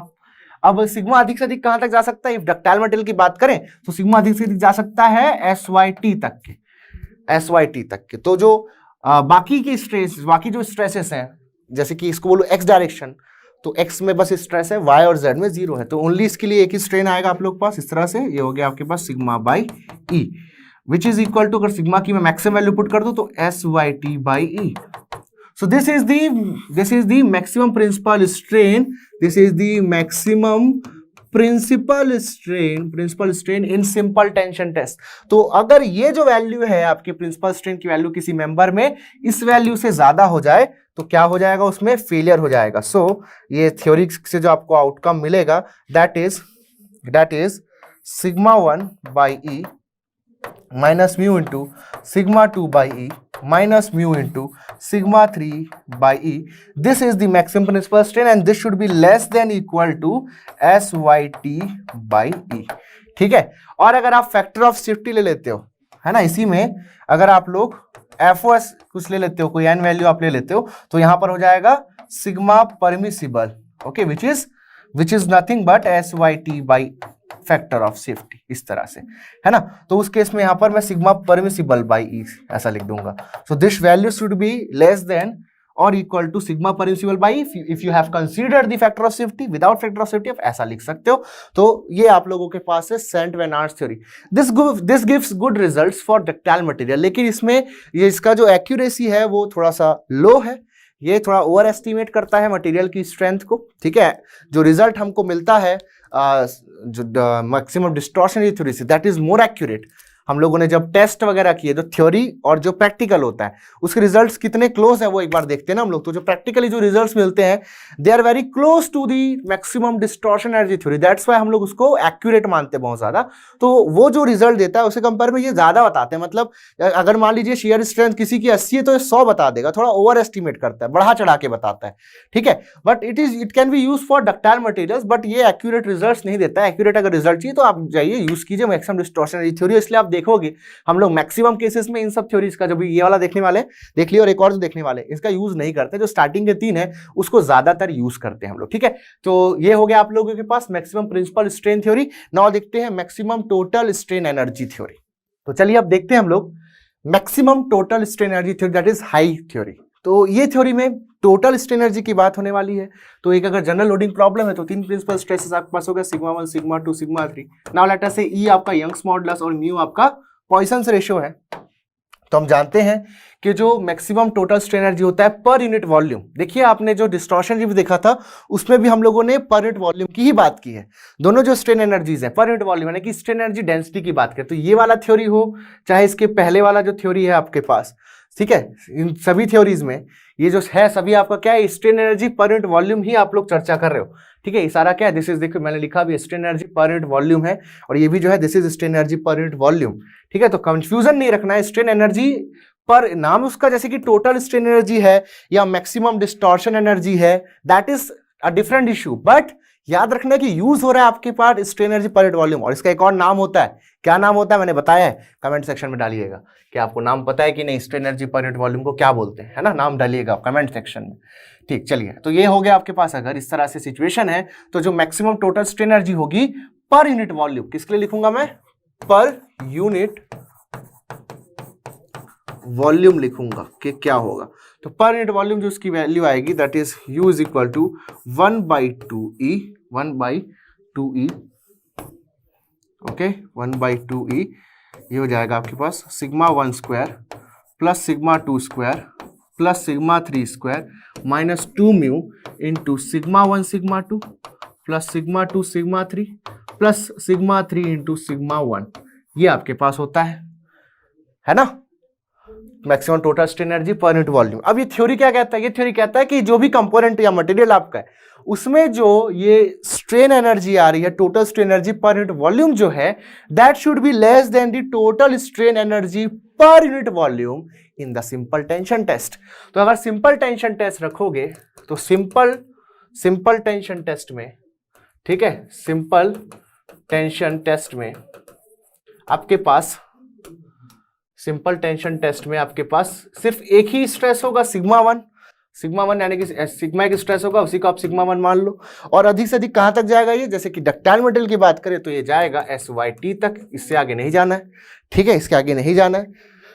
अब अगर ये है कंडीशन, एक ही स्ट्रेस आ रहा है, तो सिग्मा 1 बस है, सिग्मा 2 सिग्मा 3 जीरो कर दो इसी इक्वेशन में, सिग्मा ये जीरो हो गया आपके पास, सिग्मा आपके पास ये टर्म जीरो, ये टर्म जीरो, ये टर्म जीरो, ठीक है। ओनली सिग्मा 1 का स्क्वायर, सिग्मा 1 किसके बराबर लग दिया मैं, सिंपल टेंशन टेस्ट में जो अधिकतम वैल्यू है, मैक्सिमम जो स्ट्रेन एनर्जी आएगी आपके पास, टोटल स्ट्रेन एनर्जी कितनी हो सकती है, सिंपल टेंशन टेस्ट में जो मैक्सिमम स्ट्रेन एनर्जी आ रही है that is SYT square by 2E, ये हो रहा है आपके पास। So this is the strain energy, और you can say the maximum total strain energy in simple tension test, ठीक है। सो ये जो आपके पास आ रहा है, this strain energy in the component should be less then this value for safety, तो ये आप लोग का थ्योरी कहता है। तो अगर ये सेफ रहना चाहता है तो ये सब चीजें जो हम लोग बता रहे हैं ये फॉलो होना चाहिए, अदरवाइज अगर ये चीज इससे ज्यादा हो गई तो डेफिनेटली फेलियर हो जाएगा, ठीक है, तो डेफिनेटली उस केस में आपके पास फेलियर हो जाएगा, क्लियर बात है ना। अब यहां से भी आप लोग जो अगर मान लीजिए फैक्टर ऑफ सेफ्टी कंसिडर करते हैं, तो फैक्टर ऑफ सेफ्टी कंसिडर करने पर यहां पर SYT की जगह हम क्या लिख देंगे, SYT by factor of safety, that is sigma permissible लिख देंगे, ठीक है। तो ऐसा लिख सकता हूं, sigma permissible square by 2E, ठीक है। तो 2E को कैंसिल कर दो दोनों तरफ का, तो ये हो गया आपके पास sigma 1 square plus sigma 2 square plus sigma 3 square, okay, minus 2 mu into sigma 1 sigma 2 plus sigma 2 sigma 3 plus sigma 3 sigma 1 less than equal to sigma permissible square by sorry, इसकी कोई नीड नहीं, कैंसिल हो चुका है। और क्या लिख सकते हो, अगर मान लीजिए फैक्टर ऑफ सेफ्टी नहीं है ना, FOS अगर आप लोग 1 लेते हो तो SYT का स्क्वायर, इस तरह से लिख सकते हो, ठीक है। नाउ अगर आपके पास प्योर शेयर की कंडीशन होती है इन अ प्लेन स्ट्रेस सिचुएशन, अगर आप लोग प्लेन स्ट्रेस सिचुएशन की बात करते हो, प्योर शेयर लेते हो, देखिए, और अगर सिर्फ प्लेन स्ट्रेसेस की कंडीशन ले लेते हो तो एक जो स्ट्रेस होगा वो जीरो हो जाएगा, जैसे कि आप चाहे, जैसे कि मैग्नीट्यूड वाइज बात करूं, देखिए मैग्नीट्यूड और अलजेब्रिकली कैसे भी आप बात कर सकते हो, वो आपके ऊपर है, वो आपकी चॉइस है, ठीक है।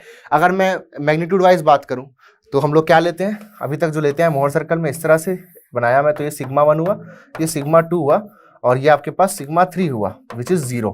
तो ये एक आपकी क्या बन गई, this is a plane stress condition, this is a plane stress condition, this is a plane stress condition, पक्की बात।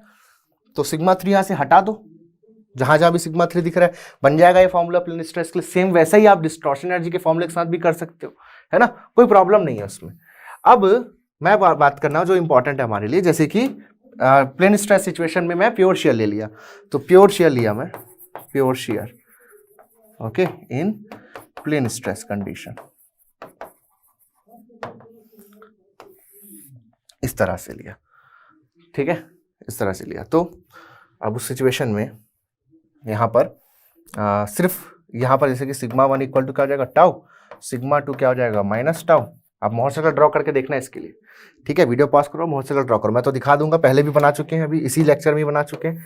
प्योर शेयर के लिए मोहर सर्कल इस तरह से बनेगा आप लोगों का, है ना, वीडियो पॉज करके, लेकिन आप लोग बनाइए यहाँ पर, ये आपके पास प्योर शेयर का बना, ठीक है। तो सिग्मा 1 जैसे मैग्नीट्यूड वाइज लिख रहा हूँ, दिस इज सिग्मा 2, ऐसा भी लिख सकते हो, ठीक है, this is minus tau, this is tau, okay, this is 0, this is sigma 3 which is 0। अगर आप एल्जेब्रिकली लिखोगे ऐसा, तो ये सिग्मा 3 लिखोगे आप लोग, जो मिनिमम होता है ना, तो ये सिग्मा 3 आपका हो जाएगा, और ये आपके पास सिग्मा 2 कहलाएगा उस कंडीशन में, okay, this is sigma 2 equal to 0, ऐसा। तो प्लस टाउ माइनस टाउ 0, इस तरह से। तो यहाँ से जिसमें लिख दिया, ये हो जाएगा सिग्मा 3, ऐसा, ये हो गया, ठीक है। सिग्मा 2 क्या हो गया बेटा, 0 हो गया। अब चलो लिखते जाओ, तो सिग्मा 1 दैट इज टाउ का स्क्वायर, सिग्मा 2 यानी कि 0, सिग्मा 3 माइनस टाउ का स्क्वायर यानी कि अगेन टाउ का square, minus 2 mu, okay, sigma 1 sigma 2, sigma 2 0 है, sigma 2 sigma 3, sigma 2 0 again, sigma 3 sigma 1, tau, minus tau है ना, एक माइनस टाउ और एक टाउ है, तो माइनस टाउ का स्क्वायर, तो यहां से प्लस हो जाएगा, माइनस को बाहर निकाल दो, ये हो गया आपके पास, ठीक है। नाउ अभी उस वाले उधर वाले टर्म को नहीं लिखा है मैंने, उधर वाले टर्म को मैंने नहीं लिखा है, जो राइट हैंड साइड है, अभी सिर्फ लेफ्ट हैंड साइड को सॉल्व कर रहा हूँ, ठीक है। अब ये हो जाएगा आपके पास 2 टाउ, है ना, ये 2 टाउ स्क्वायर हो रहा है, तो यहाँ से आप 2 टाउ को आप कॉमन निकाल दो, 2 टाउ स्क्वायर, तो यहाँ से हो जाएगा 1, है ना, plus mu, 1 plus mu, okay, ये हो गया यहाँ से, और ये हो जाएगा less than equal to what, क्योंकि हम लोग अब यहाँ पर हम लोग अगर एक्सट्रीम कंडीशन की बात करना चाहें कि कितना अधिक से अधिक शियर स्ट्रेस झेल सकता है, तो हम यहाँ पर फैक्टर ऑफ सेफ्टी नहीं लेंगे, कुछ मैक्सिमम कितना ले सकता है। तो जब हम लोग क्रिटिकल कंडीशन की बात करेंगे, फैक्टर ऑफ सेफ्टी 1 लेंगे, यानी कि इधर SYT आएगा, ना कि सिग्मा परमिसिबल, तो यहाँ पर आ जाएगा आपके पास SYT का स्क्वायर। तो यहाँ से आप लोगों के पास जो सोल्यूशन है वो मिलेगा प्योर शेयर का। आपके पास डिपेंड करेगा कि मटेरियल जो भी आप लोग यूज कर रहे हो उसका पॉइजंस रेशियो कितना है, ठीक है। आप लोग मेरे से कोई काम करके बताना, अगर मैं स्टील के लिए जैसे कि बात करूं, तो स्टील के लिए जनरली हम लोग म्यू इक्वल टू लेते हैं 0.3, है ना, इस तरह से लेते हैं। तो म्यू इक्वल टू 0.3 के लिए आप मुझे बताइएगा कि SYS कितना है। इस इक्वेशन को जब आप लोग सॉल्व करेंगे ना, तो जैसे कि मैंने बताया कि हम लोग फैक्टर ऑफ सेफ्टी बेटा 1 लेकर के चल रहे हैं, यानी कि फैक्टर ऑफ सेफ्टी हमने लिया ही नहीं है, फैक्टर ऑफ सेफ्टी 1 लेके चलना। एक्सट्रीम केसेस की बात करें तो एक्सट्रीम केसेस में shear stress that is the maximum shear stress SYS मिलेगा आपको यहां से सॉल्व करने पे। SYS कितना आ रहा है for mu is equal to 0.3 आप लोग बताइएगा, ठीक है। So this was about the all theory of failure. Now इनका एक रीजन ऑफ सेफ्टी ड्रॉ करते हैं, जैसे कि हम लोगों ने स्टार्टिंग में बात की थी। तो रीजन ऑफ सेफ्टी अब देखते हैं, जो पांचों थ्योरी ऑफ फेलियर्स है उनका। तो अब देखते हैं डिफरेंट जो आपके थ्योरी ऑफ फेलियर्स है उसका रीजन ऑफ सेफ्टी क्या आता है। रीजन ऑफ सेफ्टी निकालने का प्रॉपर प्रोसीजर होता है, बट वो प्रोसीजर मैं स्किप कर रहा हूं, ठीक है। एज क्रैश कोर्स में हमको कम टाइम में देखना, तो जो इंपॉर्टेंट इन्फॉर्मेशन है मैं वो यहाँ पर आपको बता देता हूँ। तो मैक्सिमम प्रिंसिपल स्ट्रेस थ्योरी मैंने नाम बताया आपको, स्टोरी से कैसे आप याद रख सकते हो। तो इसका जो रीजन ऑफ सेफ्टी बनेगा बेटा वो बनेगा स्क्वायर, वो बनेगा आपके पास स्क्वायर। स्क्वायर बनने का कारण ये है, एक रीजन ये है क्योंकि आपने जो स्ट्रेंथ है मटेरियल की, इंटेंशन एंड कंप्रेशन वो सेम मान करके रखी है। और जो थ्योरी है सिर्फ तब वैलिड है जब ऐसा हो, अगर ऐसा नहीं हो रहा होगा तो ये थ्योरी ऑफ वैलिड नहीं मान पाओगे। वहां पर एक और थ्योरी होती है, मोहर कुलाम थ्योरी होती है, वो हम लोग इस वीडियो में नहीं देखे हैं, वो वहां पर आप लोग यूज करते हो। सिविल वाले थोड़ा सा उस बारे में पढ़ते हैं, मैकेनिकल में जनरली हम लोग उस थ्योरी पे ध्यान नहीं देते, सिविल वाले लोग पढ़ते हैं मोहर कुलाम थ्योरी, ठीक है। तो स्क्वायर जो है वो इसका शेप होगा, इस जो व्हाइट वाला आप लोग को स्क्वायर दिख रहा होगा, इस तरह से मैंने आउटलाइन जो है कलर अलग अलग कलर का इस्तेमाल करके बनाया है। तो आई होप आप लोग डिफरेंशिएट कर पाओगे डिफरेंट रीजन्स में, ठीक है। तो जो स्क्वायर दिख रहा है व्हाइट कलर से, this is your Rankine's theory and this is the reason of safety for that, okay. Then second हम लोग पढ़े थे maximum shear stress theory, that is Guest and Tresca's theory जो पढ़े थे। तो उसके लिए जो रीजन ऑफ सेफ्टी बनता है आप लोगों का, उसके जो रीजन ऑफ सेफ्टी बनता है that is this, the hexagonal. ये जो हेक्सागोनल आपको दिख रहा है, है ना, ये आप लोगों के पास रीजन ऑफ सेफ्टी है। ठीक है, तो इसके लिए जो आपके पास रीजन ऑफ सेफ्टी है वो कैसा है, वो एक हेक्सागोन है, हेक्सागोन, और या फिर हेक्सागोनल आपके पास रीजन ऑफ सेफ्टी यहाँ पर बनता है। तो आप इसमें देख सकते हैं, एक चीज ध्यान दोगे अगर आप लोग तो देख पाओगे कि जो फर्स्ट क्वाड्रेंट है, देखिए प्लस प्लस, और ये है second third quadrant minus minus. तो फर्स्ट और थर्ड क्वाड्रेंट यानी कि जब दोनों स्ट्रेसेस का जो नेचर है वो एक समान है, maximum, this is the maximum and this is the minimum principal stress. इस एक्सिस में मैक्सिमम प्रिंसिपल स्ट्रेस और इसमें हम लोग ने मिनिमम लिखा है, और मैंने यहाँ पर अलजेब्रिकली लिखा है। अगर आप सिर्फ नॉर्मली लिखो तो सिग्मा 1 सिग्मा 2 भी लिख सकते हो। ठीक है, प्लेन स्ट्रेस कंडीशन के लिए अगर हम लोग लिखेंगे, है ना, प्लेन स्ट्रेस कंडीशन के लिए लिखेंगे तो मैंने अलजेब्रिकली लिखा है। अगर आप लोग मानते हो कि एट सम टाइम हमेशा दोनों का नेचर सेम होगा, देखना क्या होता है, जो मैं बोलना चाहूँ उसको लिख के दिखाता हूँ, ज्यादा अच्छे से समझ आएगा। देखिए मैं क्या बोलता हूँ, आपके पास 3 स्ट्रेसेस होते हैं, सिग्मा 1 सिग्मा 2 सिग्मा 3 ऐसा लेते हैं। अब इनका सिलेक्शन हम लोग 2 मोड से ले सकते हैं, आइदर मैग्नीट्यूड वाइज और अलजेब्रिकली ले सकते हैं। दोनों से आंसर आप लोगों का सेम आता है। ठीक है, दोनों से आंसर आप लोगों का सेम आता है हमेशा। तो मैंने जस्ट यहाँ पर प्रेजेंट किया, जैसे कि मैं बोला सिग्मा 1 आपके पास मैक्सिमम है और ये मिनिमम, और ये सिग्मा 2 क्या होता है, इंटरमीडिएट स्ट्रेस होता है। Maximum value, minimum value, intermediate stress. तो यहां पर जो एक्सिस है ना, इसमें मैंने मैक्सिमम और यहां मिनिमम रखा है। अब ये हो सकता है भाई, ऐसा जरूरी थोड़ी ना है कि जबरदस्ती थोड़ी ना कोई हमारे साथ के एक पॉजिटिव होगा तो दूसरा नेगेटिव होगा, ऐसा कुछ जरूरी नहीं है।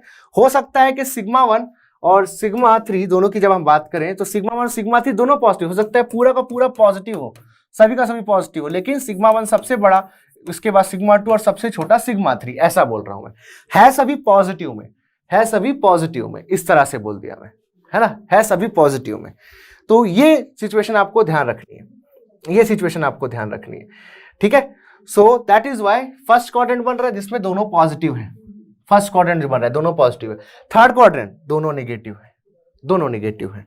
ठीक है, तो आप देखेंगे जो फर्स्ट क्वाड्रेंट है जिसमें दोनों प्रिंसिपल स्ट्रेसेस का नेचर सेम है, थर्ड क्वाड्रेंट जिसमें दोनों प्रिंसिपल स्ट्रेसेस का नेचर सेम है, उसमें रैंकाइन्स थ्योरी और देखना मैक्सिमम शियर स्ट्रेस थ्योरी को ओवरलैप कर रहे हैं, ओवरलैप कर रहे हैं, यानी कि सेम रिजल्ट दे रहे हैं। तो in first quadrant and third quadrant, that means if the principal stresses are same in nature, तो उस कंडीशन में आप लोगों का रैंकाइन थ्योरी और जो मैक्सिमम शियर स्ट्रेस है वो आप लोग का इक्वल आंसर दे रहा है, एक ही जैसा रीजन ऑफ सेफ्टी शो कर रहा है। लेकिन प्रॉब्लम यहां पर है कि अगर चेंज हो जाए, यानी कि एक आपके पास टेंसाइल हो तो दूसरा कंप्रेसिव, यानी कि सेकंड क्वाड्रेंट या फोर्थ क्वाड्रेंट पे आप देखोगे तो देखना रिजल्ट में बहुत डिफरेंस है, इतना एक्स्ट्रा आ रहा है। ये इतना जो हमें अभी मैं मार्क करता हूं, फिर इसको रिमूव कर देंगे हम लोग। ठीक है, ये इतना देखो आपके पास यहां पर एक्स्ट्रा आ रहा है, तो इतना बाहर है, रैंकाइन का जो एरिया है MSST से इतना बाहर है, इतना ज्यादा बाहर है, ये वाला एरिया इतना एक्स्ट्रा आ रहा है। तो हो सकता है जैसे कि कोई पॉइंट आपका यहां पर आए, यहां पर लेटर से आपके पास कोई पॉइंट आए, दैट इज कोई सिग्मा 1 और सिग्मा 3 की कोई वैल्यू आप लोग ले लिए, आपने कोई प्रॉब्लम सॉल्व कर ली, सिग्मा 1 आया सिग्मा 3 आया, आप मैच करोगे, सिग्मा 1 यहां से मिला है, सिग्मा 3 यहां से मिला है, ये पॉइंट यहां पर आया हरे वाले जोन में, है ना। अब हरा वाला जो जोन है हमारा, ये रैंकाइन थ्योरी के हिसाब से क्या है, सेफ है क्योंकि आप रीजन ऑफ सेफ्टी के अंदर हो। लेकिन आप देखोगे MSST के लिए तो वो तो भैया बाहर हो गया ना, तो शेयर्स आपका यहाँ जो कंपोनेंट है वो तो फेल हो रहा है एक्चुअली में। सो दैट इज वाई हम लोग जो रैंकाइन्स थ्योरी है जो कि सेकंड और फोर्थ क्वाड्रेंट में फेल कर रहा है, हम लोगों को अप्रोप्रिएट रिजल्ट नहीं दे रहा है। दैट इज वाई हम लोग डक्टाइल मेटल के लिए इसको सुटेबल थ्योरी नहीं मानते हैं, हम लोग उसको ब्रिटल के लिए थ्योरी, इसको ब्रिटल के लिए हम लोग सुटेबल थ्योरी मानते हैं, डक्टाइल के लिए इसको हम लोग सुटेबल थ्योरी नहीं मानते हैं। ठीक है, क्लियर बात है। सेम, फिर उसके बाद आते हैं हम लोग next theory, that is your maximum distortionary theory. तो ये जो आपको पिंक कलर वाला ये मस्त टाइप से एक इलिप्स दिख रहा है आपको, ये वाला जो इलिप्स है, ये वाला, ठीक है, ये जो इलिप्स है,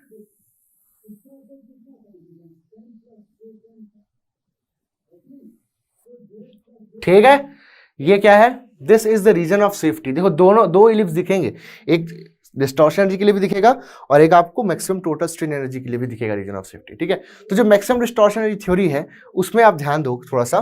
तो ये जो थ्योरी है विच is the most accurate theory for the ductile materials. तो आप देखेंगे जो मैक्सिमम शियर स्ट्रेस थ्योरी है ना, उसका जो हेक्सागोन है ना, वो इस वाले इलिप्स के अंदर कंप्लीटली फिट हो रहा है, कंप्लीटली फिट होता है। ठीक है, तो जो हेक्सागोन है मैक्सिमम शियर स्ट्रेस थ्योरी का, ठीक है, मैंने थोड़ा सा मैनुअली ड्रॉ किया तो थोड़ा एक आध पॉइंट ऊपर से दिख रहा होगा, ठीक है, उसमें ज्यादा उसके पीछे नहीं पड़ना है। बट हाँ, आप देखोगे जो इलिप्स है पिंक वाला, इसके कंप्लीटली इनसाइड है आपके पास MSST। तो MSST यूज करना वैसे भी हमारे लिए कन्वीनियंट है, बहुत आसान है, ठीक है, और आप लोगों को इजिली इससे आपको रिजल्ट्स मिल जाते हैं। तो जो MSST है वो कंप्लीटली सेफ है। तो MSST आप लोगों का एकदम सेफ है, क्योंकि जो डिस्टॉर्शन थ्योरी से जो रिजल्ट मिलते हैं which is consider as the most accurate result for the ductile materials, उसके ये अंदर आता है कंप्लीटली, ठीक है, उसके कंप्लीटली अंदर आता है। सो MDET is the most accurate, जैसा कि मैंने बोला था, और इसका जो रीजन ऑफ शिफ्ट कैसा है वो इलिप्स है। ओके, ये इलिप्स है, ये इसका रीजन ऑफ शिफ्ट कैसा है, इलिप्स है। तो एक हो गया, देख लिया हम लोगों ने, स्क्वायर, हेक्सागोन, इलिप्स, ठीक है, और इसके इस इलिप्स के अंदर कंप्लीटली कौन फिट हो रहा है, MSST फिट हो रहा है। नेक्स्ट बात करते हैं maximum principal strain theory. Maximum principal strain that is Saint Venant's theory जो है, ये सबसे अतरंगी है। इसका जो शेप है ना, दिस इज रोम्बस, और ये किसी काम का नहीं हमारे लिए, बिल्कुल किसी काम का नहीं है, ठीक है, और इसका जो शेप है बस याद रखिए आप लोग, हम इसको यूज नहीं करते, मैं किसी काम का नहीं बोल रहा हूँ, मतलब इसको हम लोग यूज नहीं करते हैं जनरली, हम लोग अपने जो प्रॉब्लम्स होते हैं उसको सॉल्व करने के लिए कभी इसका इस्तेमाल नहीं करते हैं। जरा शेप याद रखिएगा इसका, कि इसका जो शेप होता है रोम्बस शेप होता है, ठीक है। एंड उसके बाद लास्ट देखते हैं maximum total strain energy theory. Maximum total strain energy जो थ्योरी है उसका देखो मैक्सिमम पोर्शन तो है जो है वो वैसे तो इनसाइड दी MDET है देखो, लेकिन थोड़ा सा होता, छोटू सा एकदम, इतना सा देखो, ये थोड़ा थोड़ा ना बाहर है, थोड़ा थोड़ा बाहर है। सो इन फॉर सर्टेन वैल्यूज ये हो सकता है कि सेफ शो कर रहा हो फॉर अ डक्टाइल मटेरियल, कुछ कुछ बाहर है देखो, कुछ कुछ बाहर है, इतना इतना दिखा ना, थोड़ा जैसे मैंने मार्क किया ये वाला पोर्शन थोड़ा सा, ज्यादा नहीं है बट बाहर तो है ना।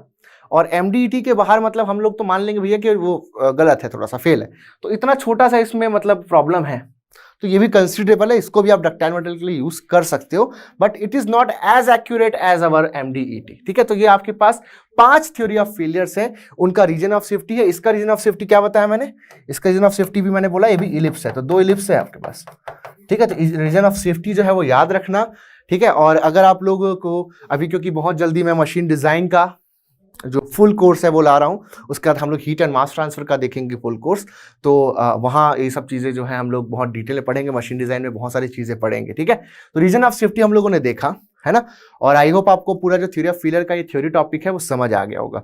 अब देखते हैं कुछ न्यूमेरिकल्स इसी टॉपिक के। तो बच्चों अब क्वेश्चंस देखते हैं, आई होप आपके पास प्रिंट आउट होगा, जैसा कि मैं शुरू से अब तक के आप लोगों को याद दिलाता रहा हूँ कि प्रिंट आउट होना चाहिए, बट अब तो खत्म होने को आ गया, अगर आपने प्रिंट आउट नहीं लिया था तो चलो काम तो चल गया आपका। तो स्टार्ट करते हैं न्यूमेरिकल्स, ठीक है। तो क्वेश्चन नंबर 90 से देखेंगे हम लोग क्वेश्चन नंबर 94 तक की, ठीक है, 90 से 94 तक आपको देखना है। तो क्वेश्चन नंबर 90 से बात करते हैं, ठीक है। क्वेश्चन नंबर 90, क्वेश्चन 90 देखिएगा, बोल रहा है small element at the critical section of a component is in a biaxial state of stress with two principal stresses being 360 and 140 megapascal. The maximum working stress according to the distortion energy theories, that is maximum working stress यहाँ पर बोल दिया है, that is जो permissible stress यहाँ पर जो है वो कितना होगा बेसिकली बोल रहा है, ठीक है। तो डिस्टॉर्शन एनर्जी थ्योरी के अकॉर्डिंग आपके पास मैक्सिमम वर्किंग स्ट्रेस कितना होना चाहिए ये आपको पूछा है, ठीक है।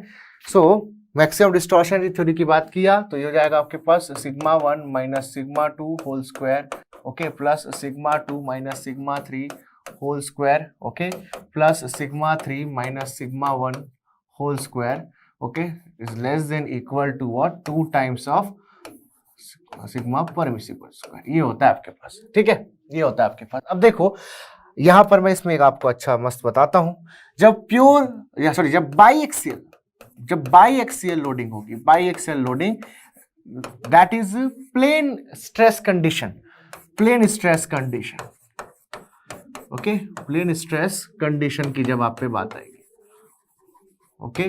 सो फॉर प्लेन स्ट्रेस कंडीशन आप देखेंगे भाई, तो आपके पास हो सकता है कि दोनों जो स्ट्रेसेस है वो सेम नेचर के हो सकता है कि वो आपके डिफरेंट नेचर के, वॉट एवर, ठीक है। तो जैसे मैं लिखा सिग्मा 1 सिग्मा 2 सिग्मा 3, तो अभी जो हमारा जैसे कि क्वेश्चन है तो आपको एक स्ट्रेस जो है वो दे रखा है 360 और दूसरा 140 दिया हुआ है, तो ये हो गया मैक्सिमम, ये हो गया आपके पास मिनिमम, ये हो गया मैक्सिमम, ये हो गया मिनिमम आपके पास। तो 2 ही स्ट्रेस आ रहे हैं कोई, ठीक है। जैसे कि आपने बोला कि सिग्मा 1 और सिग्मा 2 दोनों नॉन जीरो वैल्यूज हैं, ठीक है, और ये हो गया आपके पास लेटर से 0। थर्ड प्रिंसिपल, दोनों का मैग्नीट्यूड से देखो, हमेशा याद रखना बेटा, दो तरह से आप लोग देख सकते हो, सिग्मा 1 सिग्मा 2 सिग्मा 3 सबकी जो वैल्यूज है मैग्नीट्यूड वाइज, या फिर आप लोग देख सकते हो जो अलजेब्रिकली है। और मैंने बोला है कि जनरली जब हम लोग प्रिंसिपल स्ट्रेस स्ट्रेन के प्रॉब्लम सॉल्व करते हैं तो मैग्नीट्यूड वाइज बस जाते हैं, जब तक हमको टाउ एब्सोल्यूट नहीं चाहिए होगा हम अलजेब्रिक अप्रोच में नहीं जाते हैं, ठीक है।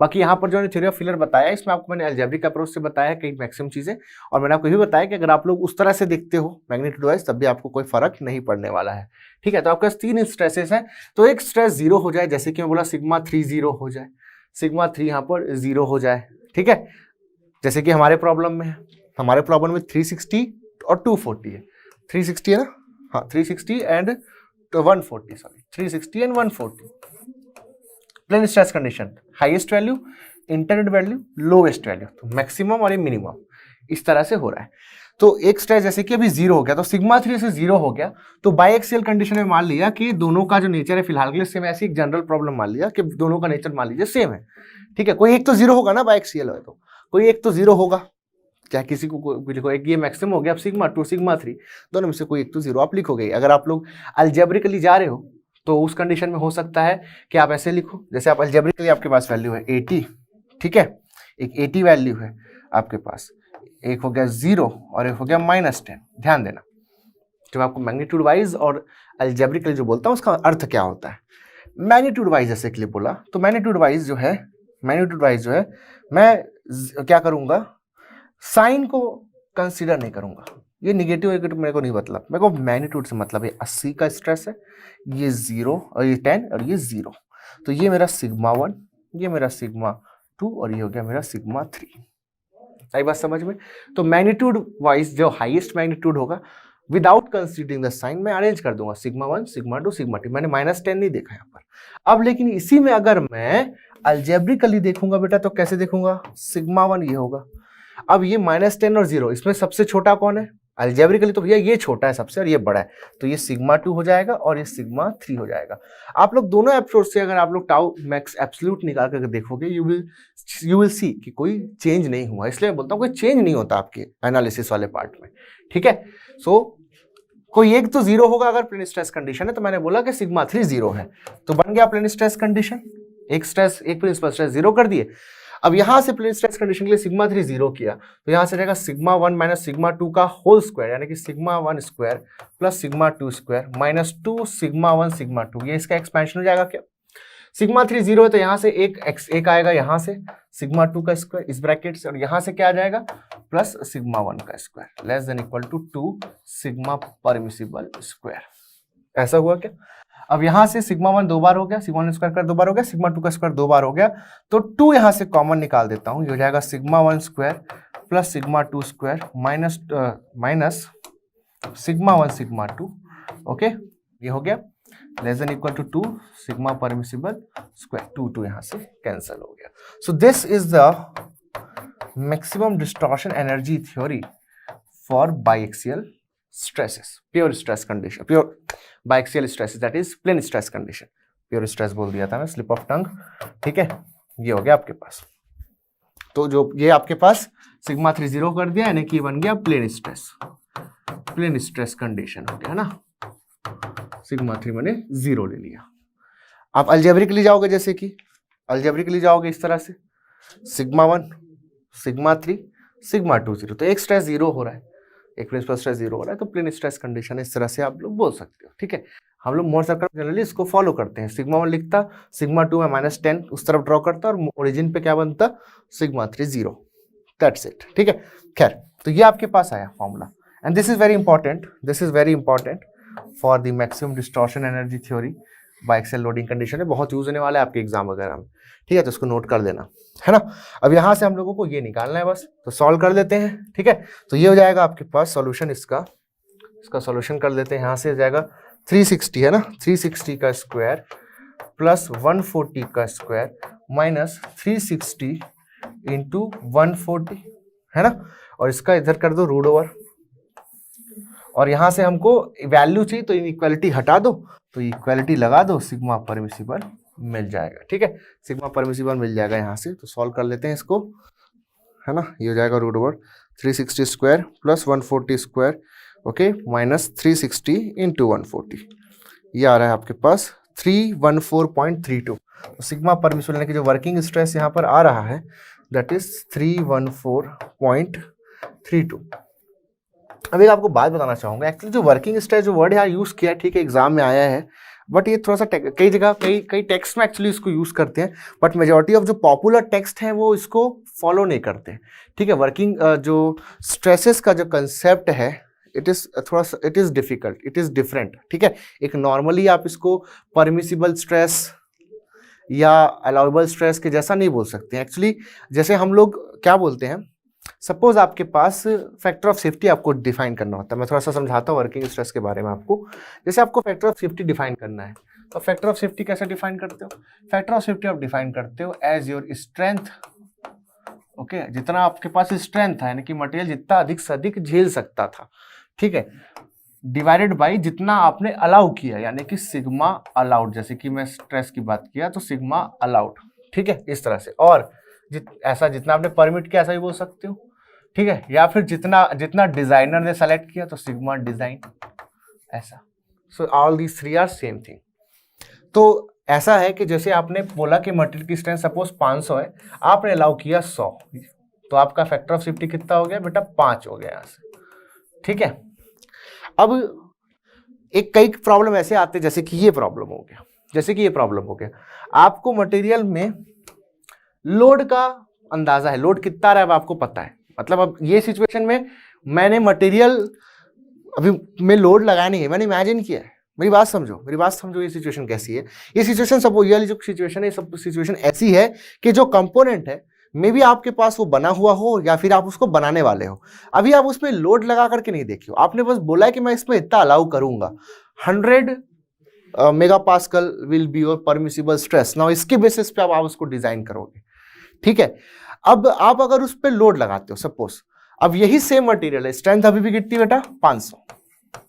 अब आप उस पर कुछ लोड लगाते हो, ठीक है, लोड लगाते हो, इसको भूल जाओ ना, अब ये वाला कॉन्सेप्ट को भूल जाओ। ये हो गया, इस कॉन्सेप्ट का एंड हो गया। क्या बोला कि आपने पता था आपको कि 500 मेगापास्कल उसका स्ट्रेंथ है और आपने सेलेक्ट किया कि मैं भैया 100 मेगापास्कल से ऊपर नहीं जाने दूंगा। आप 200 भी चूज कर सकते थे, तो उस हिसाब से आपको फैक्टर ऑफ 55 मिल गया। 100 चूज किए तो 200 चूज करते तो 2.5 मिल जाता। अब दूसरा कंसेप्ट है कि जैसे कि आपको स्ट्रेंथ पता है कि 500 था, ठीक है। अब मैं आपको बताया कि ये जो मटेरियल है ना, जिसकी जो आपने मुझे दिया है, जिसकी स्ट्रेंथ 500 मेगापास्कल है, इसमें इतना लोड आया है, तो अब जो स्ट्रेस आ रहा है ना इसमें, वो 200 मेगापास्कल का स्ट्रेस आ रहा है, यानी कि इतना स्ट्रेस इसमें अभी वर्क कर रहा है। This is the stress working on it.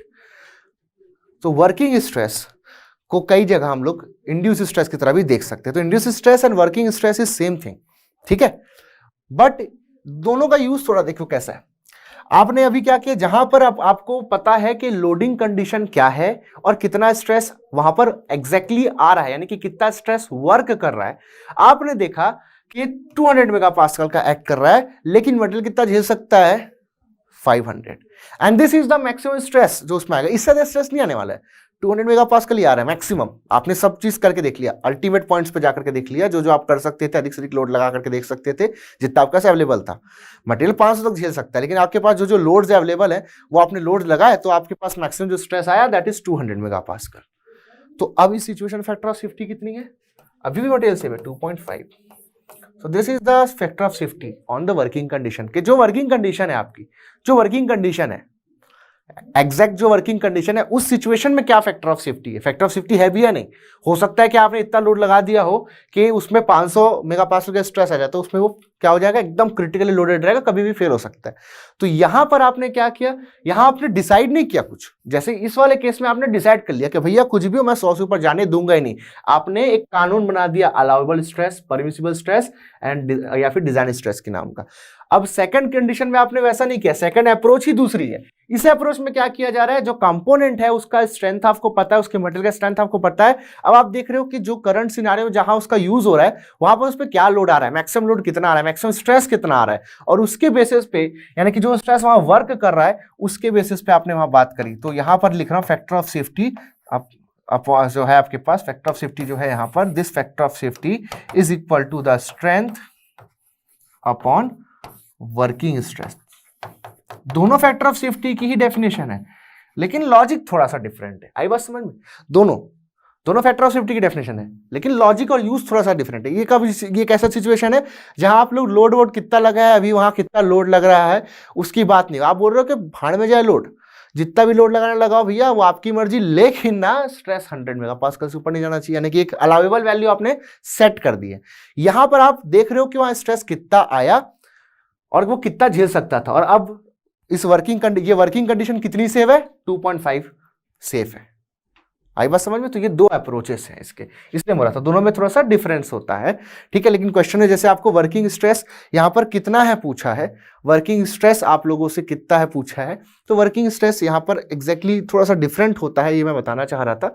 लेकिन कई टेक्स्ट में वर्किंग स्ट्रेस परमिसिबल स्ट्रेस को एक जैसा लिया जाता है, क्योंकि दोनों फैक्टर ऑफ सेफ्टी के डेफिनेशन में तो ऐसा लिख देते हैं सीधा, factor of safety is equal to जो स्ट्रेंथ है डिवाइडेड बाय सारे टर्म्स, ये सारे जो ये वाला नाम भी जो आपके पास वर्किंग स्ट्रेस, ये भी साथ में लिख देते हैं।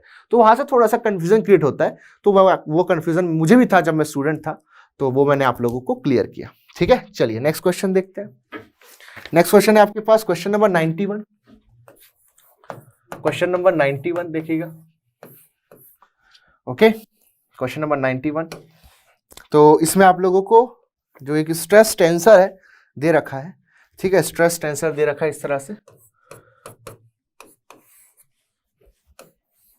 ठीक है। This is 10, this is 5, this is 0, okay, this is 5, this is 20, this is 0, this is 0, this is 0, this is -10। अब आपको स्ट्रेस टेंसर का आइडिया होगा। स्ट्रेस टेंसर में ये होता है आपके पास टाउ एक्स एक्स या फिर सिग्मा एक्स बोल सकते हो, this is tau Y Y, this is tau Z Z, इसको sigma X, sigma Y, sigma Z ऐसा बोल सकते हैं। This is tau Z X, tau Z Y, ठीक है। ये क्या हो गया? This is tau X Z, this is tau Y Z, ठीक है, इस तरह से। तो आप देख सकते हैं कि जो जेड फेस में जो शियर स्ट्रेसेस हैं दे आर 0। देखो ये कौन सा शियर स्ट्रेस है? जेड फेस में एक्स डायरेक्शन में। ये कौन सा शियर स्ट्रेस है? जेड फेस है वाई डायरेक्शन में। तो जो जेड फेस है आपके पास, जो आपके पास जेड फेस है, जो जेड फेस हो गया भैया, ये तो स्ट्रेस फ्री हो गया, शियर स्ट्रेस से मुक्त है बिल्कुल, इसमें कोई भी शियर स्ट्रेस नहीं आ रहा है ना, कोई भी शियर स्ट्रेस नहीं आ रहा है इस तरह से,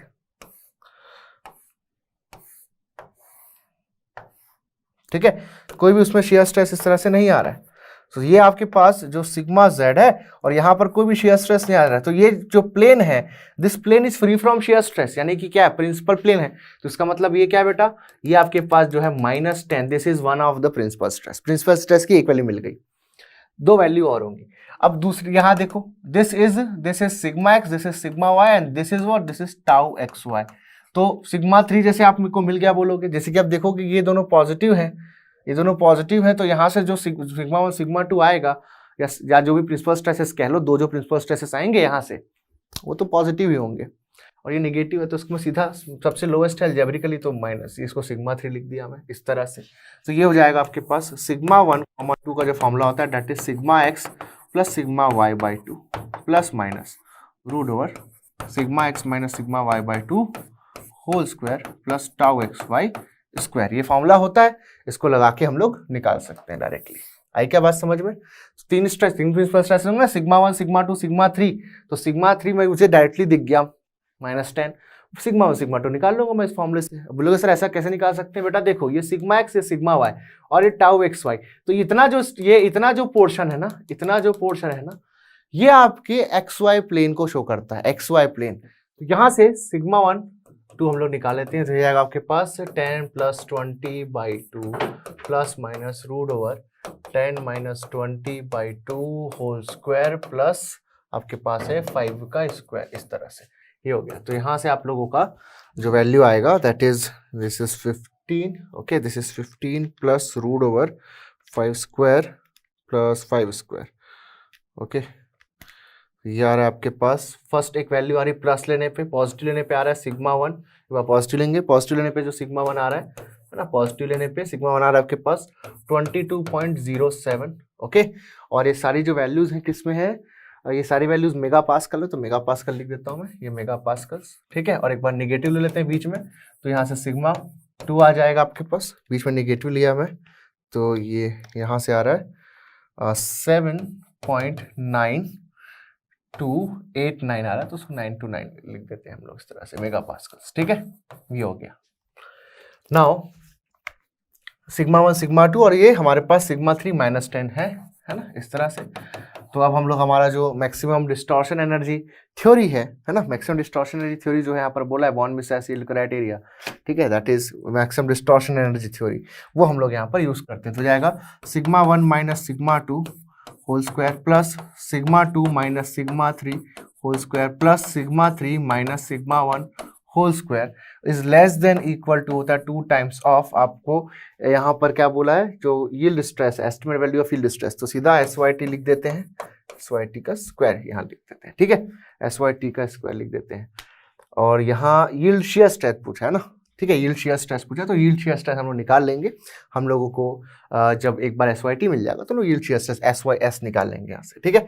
चलिए ओके, तो यहाँ से हो जाएगा 22.07 minus 7.929, okay 929 whole square plus 7.929 minus -10, तो +10 हो जाएगा square, okay, plus -10 minus 22.07 square, okay, this should be less than equal to, तो इसको लेस देन इक्वल टू को हटा देते हैं, इक्वलिटी ले आते हैं, ठीक है, इज इक्वल टू जाएगा 2 टाइम्स ऑफ SYT स्क्वायर हो जाएगा, ठीक है। तो इसको सॉल्व करते हैं, 22.07 minus 7.929 whole square plus 7.929 plus 10 whole square plus -10 minus 22.07 whole square, है ना। यहाँ से फिर डिवाइड बाई 2 कर देंगे, तो डिवाइड बाई 2, ठीक है, डिवाइड बाई 2, उसके बाद आंसर का रूट ओवर कर देंगे, ठीक है। तो ये जाएगा आपके पास SYT आ रहा है आपके पास, यहाँ से SYT आ रहा है आपके पास 27.838, है ना, यहाँ से SYT आ रहा है सॉल्व करने पे। अब हम लोग जानते हैं जो SYS होगा that will be 0.577 times of SYT as per maximum distortion energy theory, तो 0.577 से मल्टीप्लाई कर देंगे, तो यहाँ से आ जाएगा 16.06249 ऐसा आ रहा है, ठीक है। तो ये आप लोग का 16.06 that is your option number B, ठीक है। इसको राउंड ऑफ करके आप 16.07 लिख सकते हो, तो ऑप्शन नंबर बी जो है that is your right answer, option number B आपका करेक्ट आंसर आ रहा है। नेक्स्ट क्वेश्चन देखते हैं, क्वेश्चन नंबर 92, है ना, क्वेश्चन नंबर 92 बोल रहा है। क्वेश्चन नंबर 92 में क्या बोल रहा है, ओके, क्वेश्चन नंबर 92 बोल रहा है shaft is subjected to pure torsional moment, pure torsion लग रहा है, ठीक है। The maximum shear stress developed in the shaft is 100 megapascal, जो टाउ मैक्स आ रहा है यहाँ पर, जो उसमें डेवलप हुआ दैट इज 100 मेगापास्कल, इतना उसमें स्ट्रेस डेवलप हो जा रहा है, ठीक है। और बोल रहा है yield and ultimate strength of the shaft material in torsion in tension are, जो 300 मेगापास्कल एंड 450 मेगापास्कल, तो SYT आपको दे रखा है 300 मेगापास्कल, ठीक है, एंड SUT आपको दे रखा है 450 मेगापास्कल, ठीक है। सो हम लोग को यूज करना है मैक्सिमम डिस्टॉर्शन थ्योरी और बताना है फैक्टर ऑफ सेफ्टी कितना है। तो अगेन देखिए यहाँ पर आपको जो लोड वगैरह लग रहा है उसके कारण जो स्ट्रेस पैदा हुआ ये आपको दिया, तो बेटा ये क्या है, ये आपका ना वर्किंग स्ट्रेस है, this is your working stress. तो एक्चुअली ये स्ट्रेस एक्ट कर रहा है, तो मैंने बताया जब आप मैक्सिमम लोड पुट ऑन कर देते हो तो जो स्ट्रेस आ जाएगा that is your working stress, so this is the working stress, इतना वर्किंग स्ट्रेस है और ये आपके पास स्ट्रेंथ है उसकी। अब हम लोगों को शियर स्ट्रेस दिया हुआ है और हमारे पास ये सारे जो स्ट्रेंथ है वो टेंशन में है, अब हमको मैक्सिमम यहाँ पर मैक्सिमम डिस्टॉर्शन थ्योरी का इस्तेमाल करना है। तो यहां से हमको पता है कि जो शियर स्ट्रेंथ होगा that is 0.577 times of SYT होगा शियर स्ट्रेंथ, ठीक है। तो जाएगा 300 इंटू 0.577, तो ये हो जाएगा 173.1 मेगापास्कल, ये ठीक है। सो जो वर्किंग स्ट्रेस है that is 100. So 173.1 this is your strength SYS. और वर्किंग स्ट्रेस कितना है टाउ मैक्स, ये आपका 100 है. तो यहां से कितना आ गया बेटा 1.731. ये आप लोग के पास फैक्टर ऑफ सेफ्टी आ रहा है. This is your factor of safety. तो यहां पर हमने बताया ना कि एक तो जब आप डिजाइन कर रहे होते हो एक्चुअल में, तो आप एक परमिसिबल लिमिट डिसाइड करते हो एज अ डिजाइनर कि मैं इतना अलाउ करूंगा. क्या होता है जब आप डिजाइनर कैटलॉग जब आप फॉलो करोगे तो उसमें ना हम लोगों के पास सजेस्टेड वैल्यूज होती है फैक्टर ऑफ सेफ्टीज की. तो आपको एक वैल्यू चूज कर लेते हो जस्ट कि मैं 5 लूंगा फैक्टर ऑफ सेफ्टी या 3 लूंगा. तो आपको वहां से परमिसिबल स्ट्रेसेस पहले से मिल जाते हैं, यानी कि आप परमिसिबल स्ट्रेस डिसाइड कर लेते हो स्टार्टिंग में. और उस परमिसिबल स्ट्रेसेस के बेसिस पे जो आपने स्टार्टिंग में कंसीडर किया, यानी कि फैक्टर ऑफ सेफ्टी जो आपने कंसीडर किया, उसके बेसिस पे आप डिजाइन करते हो. डिजाइन करने के बाद जो वैल्यूज आती हैं, कभी उसको आप राउंड ऑफ वगैरह करते जाते हो. तो उसके बाद जो फाइनल डायमेंशंस आते हैं, उसके बेसिस पे जो स्ट्रेसेस आ रहे होते हैं, उसके बेस पे आप फिर फाइनल जो करेक्टेड फैक्टर ऑफ सेफ्टी वो निकालते हो. आई बात समझे? प्रोसीजर क्लियर हुआ? जब डिजाइनर कैटलॉग आप कभी यूज किए होगे जीवन में, तो आपको आइडिया होगा कि जब प्रोसेस स्टार्ट करते हैं हम लोग, तो हमको कुछ कुछ परमिसिबल स्ट्रेसेस की वैल्यू चाहिए होगी. हमको मटेरियल हम पहले सेलेक्ट करते हैं कि सुटेबल मटेरियल क्या होगा. मटेरियल सेलेक्ट किए, उसके बाद क्या करते हैं, हम सोचते हैं कि चलो इतना फैक्टर ऑफ सेफ्टी रख लेते हैं. ठीक है, जो डिजाइनर कैटलॉग के अकॉर्डिंग जो सजेस्टेड है, तो हम कुछ जैसे कि सपोज 3.5, 4, 2 वॉटएवर हम लोग सेलेक्ट करते हैं, तो परमिसिबल स्ट्रेसेस की वैल्यू मिल जाती है. फिर हम लोग कैलकुलेशन स्टार्ट करते हैं, जो जो फॉर्मूले डिजाइनर कैटलॉग में दिए होते हैं. फिर क्या करते हैं, फिर हम लोगों को डायमेंशंस वगैरह मिलते हैं, जैसे कि अब 17.9 मिला. अब 17.9 मैन्युफैक्चर ही नहीं किया जा सकता, नेक्स्ट मैन्युफैक्चर किया जा सकता है 20, तो आपने 20 चूज किया. आई बात समझ में? फिर ऐसे आप लोग और आगे सॉल्व करते गए, तो जो जो डायमेंशन चाहिए थी, विड्थ, थिकनेस, हाइट, डायमीटर वगैरह वगैरह जो भी निकालना वो आपने निकाला. अब आपको हमेशा आप जब सॉल्व करते हो तो कुछ भी आंसर मिलता है ना, 17.9, ठीक है, 18.26. अरे भैया ये सब तो मैन्युफैक्चर ही नहीं होता. तो मैन्युफैक्चर होता है मैन्युफैक्चरर्स कैटलॉग, डिजाइनर्स कैटलॉग के अकॉर्डिंग. तो जो स्टैंडर्ड साइज होता है वही मैन्युफैक्चर होगा. तो आपका अगर आंसर आ रहा है लेटर से 18.6, तो आपकी जो क्लोजेस्ट वैल्यू होगी as per the manufacturer catalogue letter से वो आपके पास 20 है. कई बार हम लोग थोड़ा सा और सेफ्टी के लिए हम लोग उस पर 21 चूज कर लिएगा, 21 अवेलेबल है. तो फाइनली हमारे पास जो डायमेंशन निकल के आते हैं, तो उसका फिर जो नेक्स्ट फैक्टर ऑफ सेफ्टी हमको एक्चुअली मिल रही है वो भी हम लोग एस्टिमेट करते हैं. ये एक प्रॉपर प्रोसीजर है. आई होप आप लोगों को पता होगा प्रोसेस, कैसा प्रोसेस होता है डिजाइनर्स कैटलॉग का.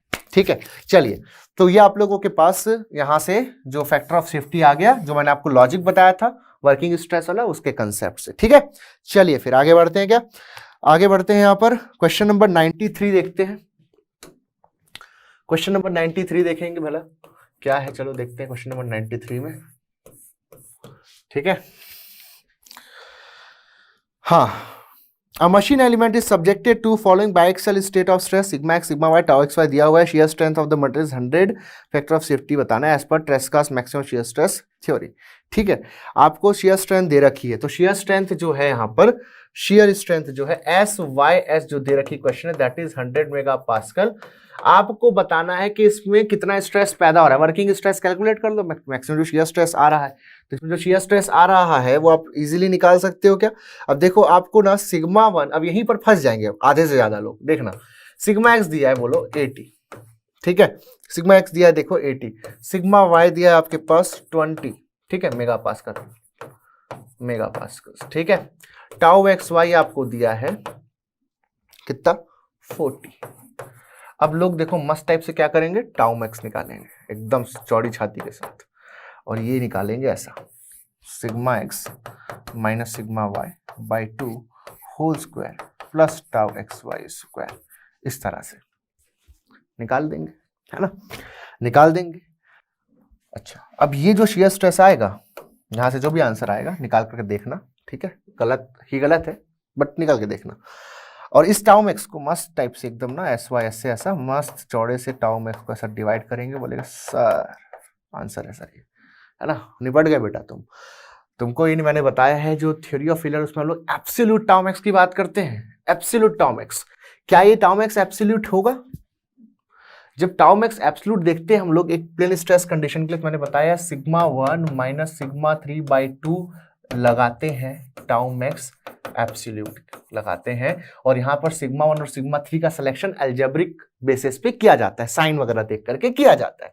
अब ये क्योंकि प्लेन स्ट्रेस कंडीशन है,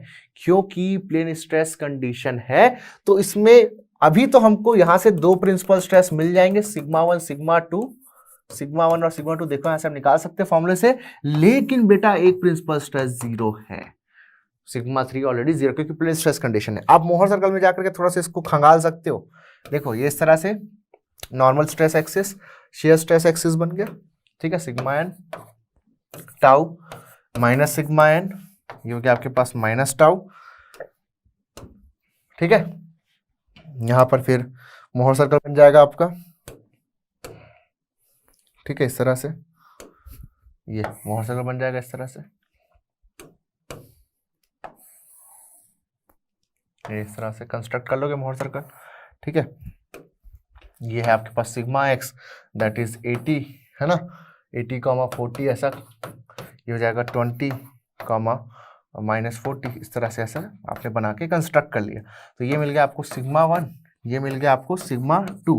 बेटा ये भी तो है सिग्मा 3, ये यहाँ पर एक मोहर सर्कल ड्रॉ हो सकता है सिग्मा 2 और सिग्मा 3 के बीच में, है ना, मोहर सर्कल फॉर 3 डायमेंशन में आपको सिखाया है। ये देखो को डिसअपॉइंट मत करना भाई। उसके बाद फिर ये बन सकता है, देखो तो ये देखो, ये आपके पास टाउ मैक्स एब्सोल्यूट दिख रहा है, सबसे बड़ा वाला मोहर सर्कल का रेडियस टाउ मैक्स एब्सोल्यूट होगा, है ना। तो टाउ मैक्स एब्सोल्यूट निकालने की नीड है। तो यहां से आप तो क्या करोगे यार, यहां से अभी क्वेश्चन, ऐसे क्वेश्चंस कैसे बनते हैं, जब भी ऐसा कोई क्वेश्चन आएगा एग्जाम में गेट के, तो उसमें सबसे पहले आप लोग tau max absolute find out करने का सोचना। अब एक शॉर्टकट ट्रिक बता रहा हूं, एक लॉजिक बता रहा हूं, वो इस क्वेश्चन में काम नहीं आएगा लेकिन आपके बहुत काम आएगा। अगर इक्वल एंड अनलाइक स्ट्रेसेस, या सिर्फ कह लीजिए कि अनलाइक स्ट्रेसेस है, जैसे कि यहां देखो सिग्मा एक्स और सिग्मा वाई जो है, सिग्मा एक्स और सिग्मा वाई जो है वो कैसे हैं, देखिएगा दोनों का नेचर टेंसाइल है, ठीक है, दोनों का नेचर टेंसाइल है। तो मोहर सर्कल जो है वो जो भी प्लेन, जो भी गिवन प्लेन के लिए जो बन, जो प्लेन ऑफ लोडिंग के लिए जो मोहर सर्कल बन रहा है वो पूरा देखो, ये वाला जो मोहर सर्कल है देखो पूरा का पूरा पॉजिटिव साइड में बना। अगर मान लीजिए कि दोनों कॉम्प्रेसिव होते तो ये पूरा का पूरा मोहर सर्कल नेगेटिव साइड में बन जाता।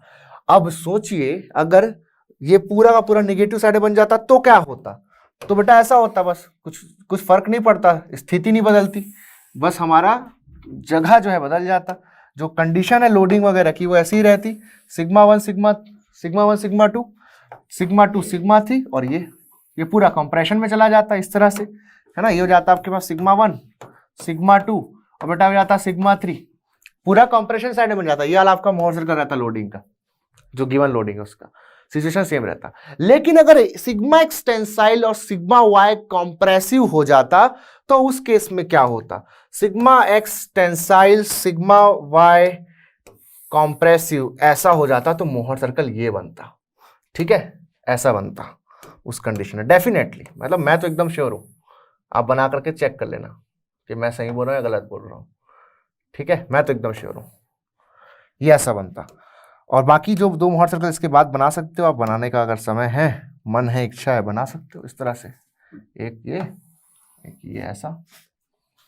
तो इसका मतलब ये है कि जो नॉर्मल स्ट्रेसेस जो प्रॉब्लम में दिए होते हैं सिग्मा एक्स सिग्मा वाई जो दिए होते हैं आपको जनरली क्वेश्चन में, अगर दोनों का नेचर अगर अपोजिट है, अगर दोनों का नेचर अपोजिट है तो उस कंडीशन में जो आप लोगों का टाउ एक्स निकलेगा, जैसे कि सिग्मा एक्स अगर मान लीजिए पॉजिटिव है for example, sigma y negative है, यानी कि दोनों अपोजिट हैं, तो यहां पर जो आप जब फॉर्मूला लगाओगे टाउ मैक्स का, तो जो टाउ मैक्स आएगा फॉर्मूले से ना, ये वाले sigma x minus sigma y by 2 whole square plus tau x y square, ये ना क्या आएगा, यही ना टाउ मैक्स एब्सोल्यूट आएगा। क्यों भाई ऐसा क्यों, देखो ये आपका ये वाला जो इस वाले कंडीशंस, ऐसे कंडीशंस के लिए जब दोनों अपोजिट है, तो ये जो बाहरी जो आपके पास मोहर सर्कल दिख रहा है, this is the Mohr circle of your loading problem, ये इस लोडिंग का स्टेट ऑफ स्ट्रेस का मोहर सर्कल है। और यही मोहर सर्कल देखो ना बेटा सबसे बड़ा है रेडियस में, एक छोर पॉजिटिव साइड एक छोर नेगेटिव साइड, भैया इससे बड़ा मोहर सर्कल कौन सा होगा,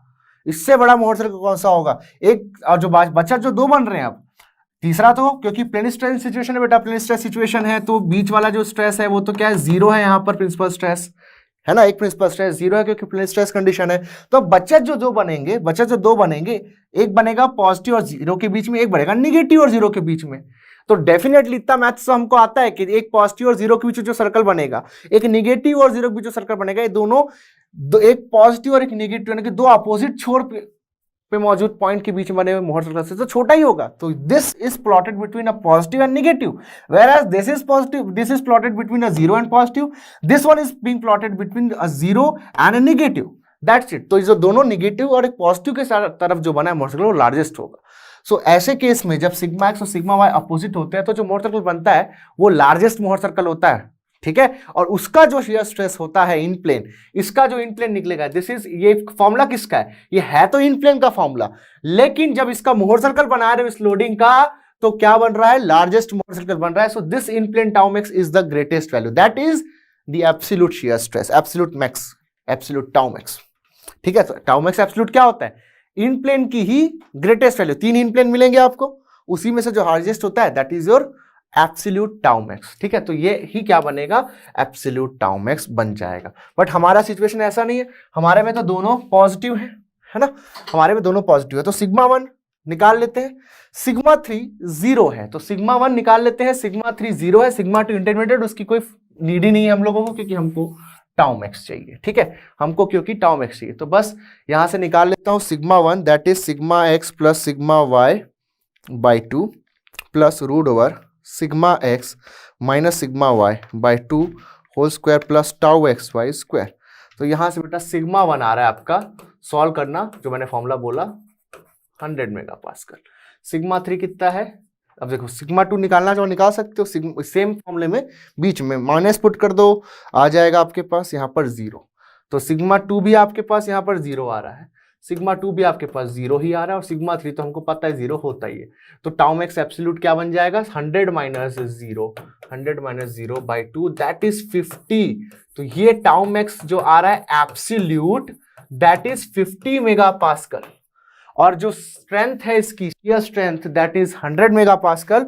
तो हमारा जो फैक्टर ऑफ सेफ्टी आ जाएगा, factor of safety will be 100 divided by 50 that is 2। तो ये करेक्ट आंसर होगा इसका, ठीक है, ये करेक्ट आंसर होगा इसका। तो थोड़ा सोच समझ कर, तरीका सही बताया आप लोगों को, जो सही तरीका है वो मैंने आपको बता दिया है, ठीक है।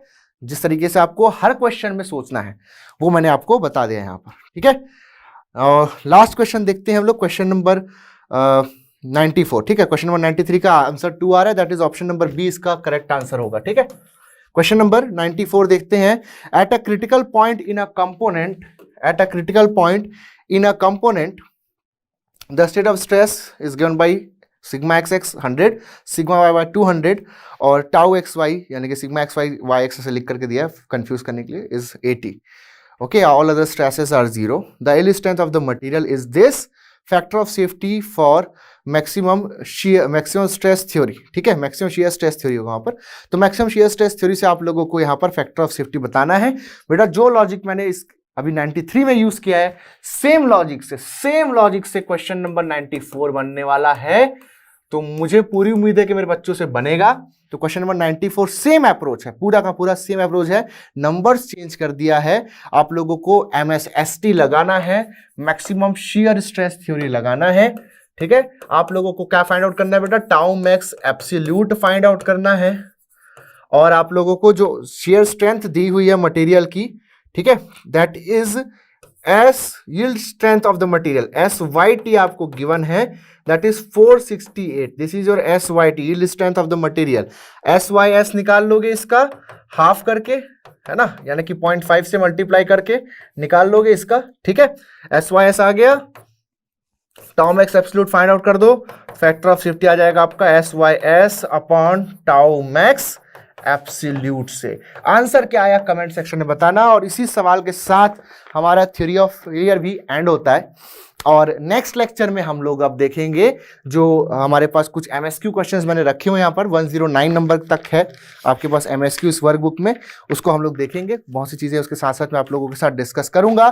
तो आई होप आप लोग एक्साइटेड होंगे। सब्जेक्ट आपका एंड हो चुका है, अब जितने चैप्टर नंबर 1 से लेकर के लास्ट चैप्टर तक के जितने भी कुछ MSQ है डिफरेंट टॉपिक से, जरूरी नहीं कि हर टॉपिक का हो, जिस टॉपिक से था मैंने यहाँ पर डाला है और हम लोग उसको बिल्कुल डिस्कस करेंगे। तो कैसा लगा आपको अब तक का सफर कमेंट सेक्शन में बताइएगा। आप लोगों के कमेंट्स का मुझे इंतजार रहेगा। Love you all, thank you very much.